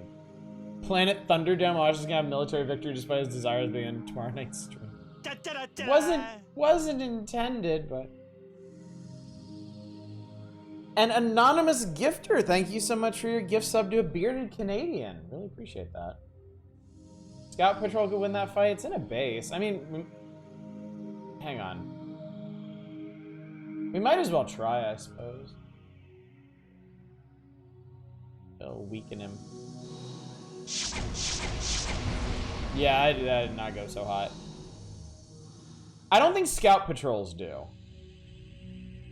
I think they need to be like proper infantry.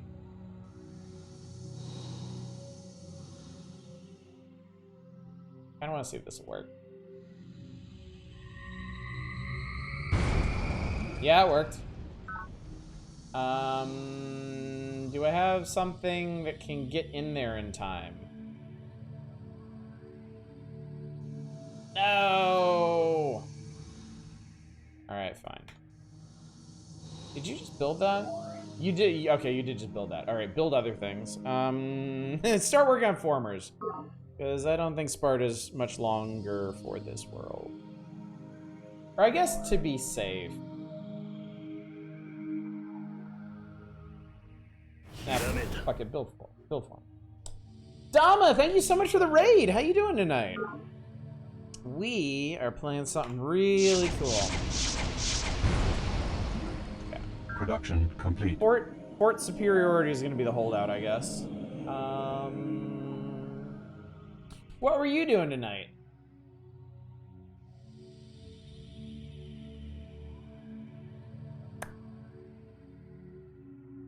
Oh, so this is Defense Forces perimeter defensive base. Okay. Start a network node here. And then I'm gonna hurt you. I'm gonna do bad things to you. Doing alright, basically finished Fury. Post-Christ boss is causing too many frame drops to do on stream. I gotcha. Well, cool. That sounds like a good time. I have a giant boil of worms. Jesus. Here, eat that. Guy sees Ironholm. 39 energy crest. Divert from local nets. That is a big scary boil. Alpha Centauri. Okay, it's not just me. All right. Yeah, I love this game so much. So I used to play this game a lot. I played it back when it came out. I got okay at it. I got pretty good. I haven't played it in over a decade is the thing. So this has been a lot of fun. The Hive's gonna be a tough nut to crack then. What do you want? Oh, now she's obstinate. Game is a spiritual successor to Outpost. No, it's more like a sequel to Civilization. It came out between Civilization 2 and 3, made by a lot of the same people. Oh, chat, there's yet time to reconsider my earlier arrogance. Yeah, I think not. She's willing to let it pass. Prepare to be annihilated. Prepare to be annihilated. I think she might have another base. It's hard to tell. I played Civ 2, didn't know if Centauri came after. Yeah. Yeah, it's stuff. You are getting mind wormed.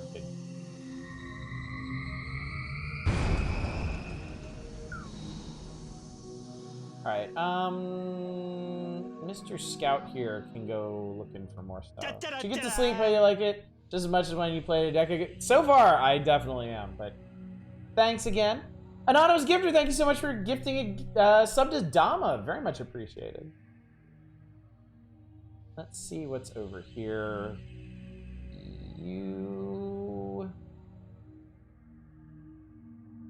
I want to get rid of this guy over here. And my earbuds just died. That sucks. I don't think it'll automatically switch over, but that's fine. Everyone gets to use mind worms willy-nilly or Guidance is built different. You have to have a positive planet rating. And nobody at the beginning of the game has a positive planet rating except the Gaian. Getting a positive planet rating through social engineering, we're still a ways off from that. I don't think anybody has the tech for it yet. I don't think you can do it through base building.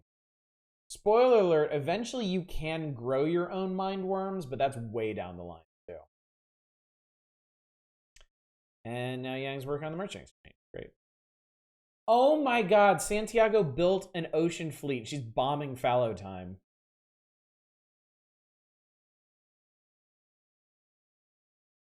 Well, that's great. Let's see. I would love to do Citizens Defense Force, but this is not the right base for it. I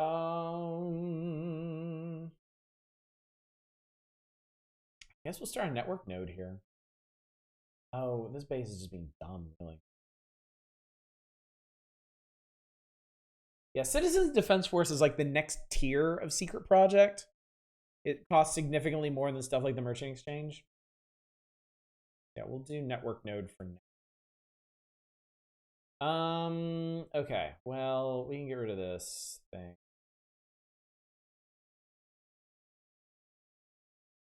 All right, so that artillery is not going to bother us anymore. I might as well bring this guy in with the rest of our forces. I'm out of infantry. Oh,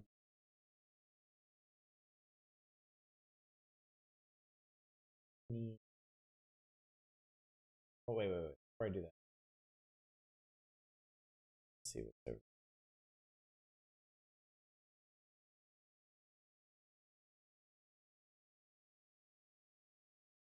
I wonder if Fort Superiority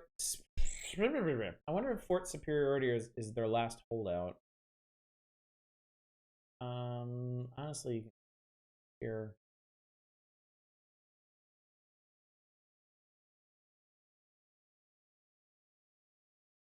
Over here. Oh my god, I think because he's elite, he might get an extra move.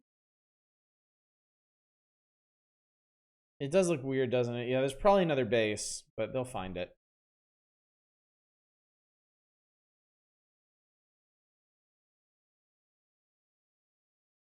I saw one of their things. That I'm gonna build a boat and kill them. I'm gonna build a boat. Oh, did the game audio die? Okay. That might actually mean that it's time to give it a rest for tonight. I wanted to finish this war with Santiago, but if she does have another base up north of this, then I'm probably going to need to expand my forces. So why don't we call it here for tonight, and we will come back directly to this tomorrow night. With an additional surprise. Now that we've gotten established, now that things are going, I have a little wrinkle that I can add to our playthrough tomorrow night, and it involves Dragon Coin. I think you will like it. Hope you had fun. I had a blast. I'm having a great time. I am so happy. This is one of those games I am so happy to be playing again. I have literally missed this game. I'm really, really happy to be playing. So yeah. This is good stuff. Just, while I'm thinking about it, let me rearrange some of these because I know these bases can be managed better. Make sure none of these are stupid. My farmers actually built a condenser over here, which is kind of wild.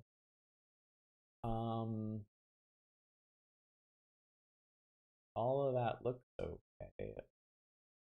The forest here. Yeah, okay. That's all set. Okay, yeah. Pop a save. And yeah, we'll continue tomorrow night. I'm glad that we didn't have any false starts. I feel like I felt so obligated to like build things up and set expectations in case we started and then just had a really unfavorable start and had to start over. But this actually ended up being really, really good. Never really played with the expansion factions. I should probably do that. I mean, if this run goes okay, like after I finish it, I can show you all the expansion. I can show you all some other stuff. So there's some really interesting stuff in the expansion, which is I like some of it. Some of it I think is kind of poorly thought out. It's interesting. It's definitely interesting.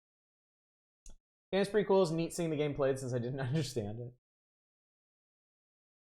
Yeah, I guess that could have been a really bad start if we hadn't gotten lucky with Mindworm. Anyway, chat, I'm going to pop out of this. And I'm going to find somebody for us to raid. And we'll jump back in tomorrow night. A lot of expansion factions feel like they're trying extremely hard to find places to fit them in. Yeah, we'll talk about that because some of them are busted, some of them are weird, some of them are way too niche. So yeah, the hacker. Yeah, oh god, yeah, hacker fact. So let's see who's doing stuff right now. See what's going on. How's about we haven't raided Mary Ellen Katz in a while, and she is playing Factorio. And Factorio is a very neat game that I'm very not good at. So I would like to watch somebody do. Oh, believe me, Drake, no, the pleasure was mine. I am having a great time with this. I'm really glad y'all are enjoying this too.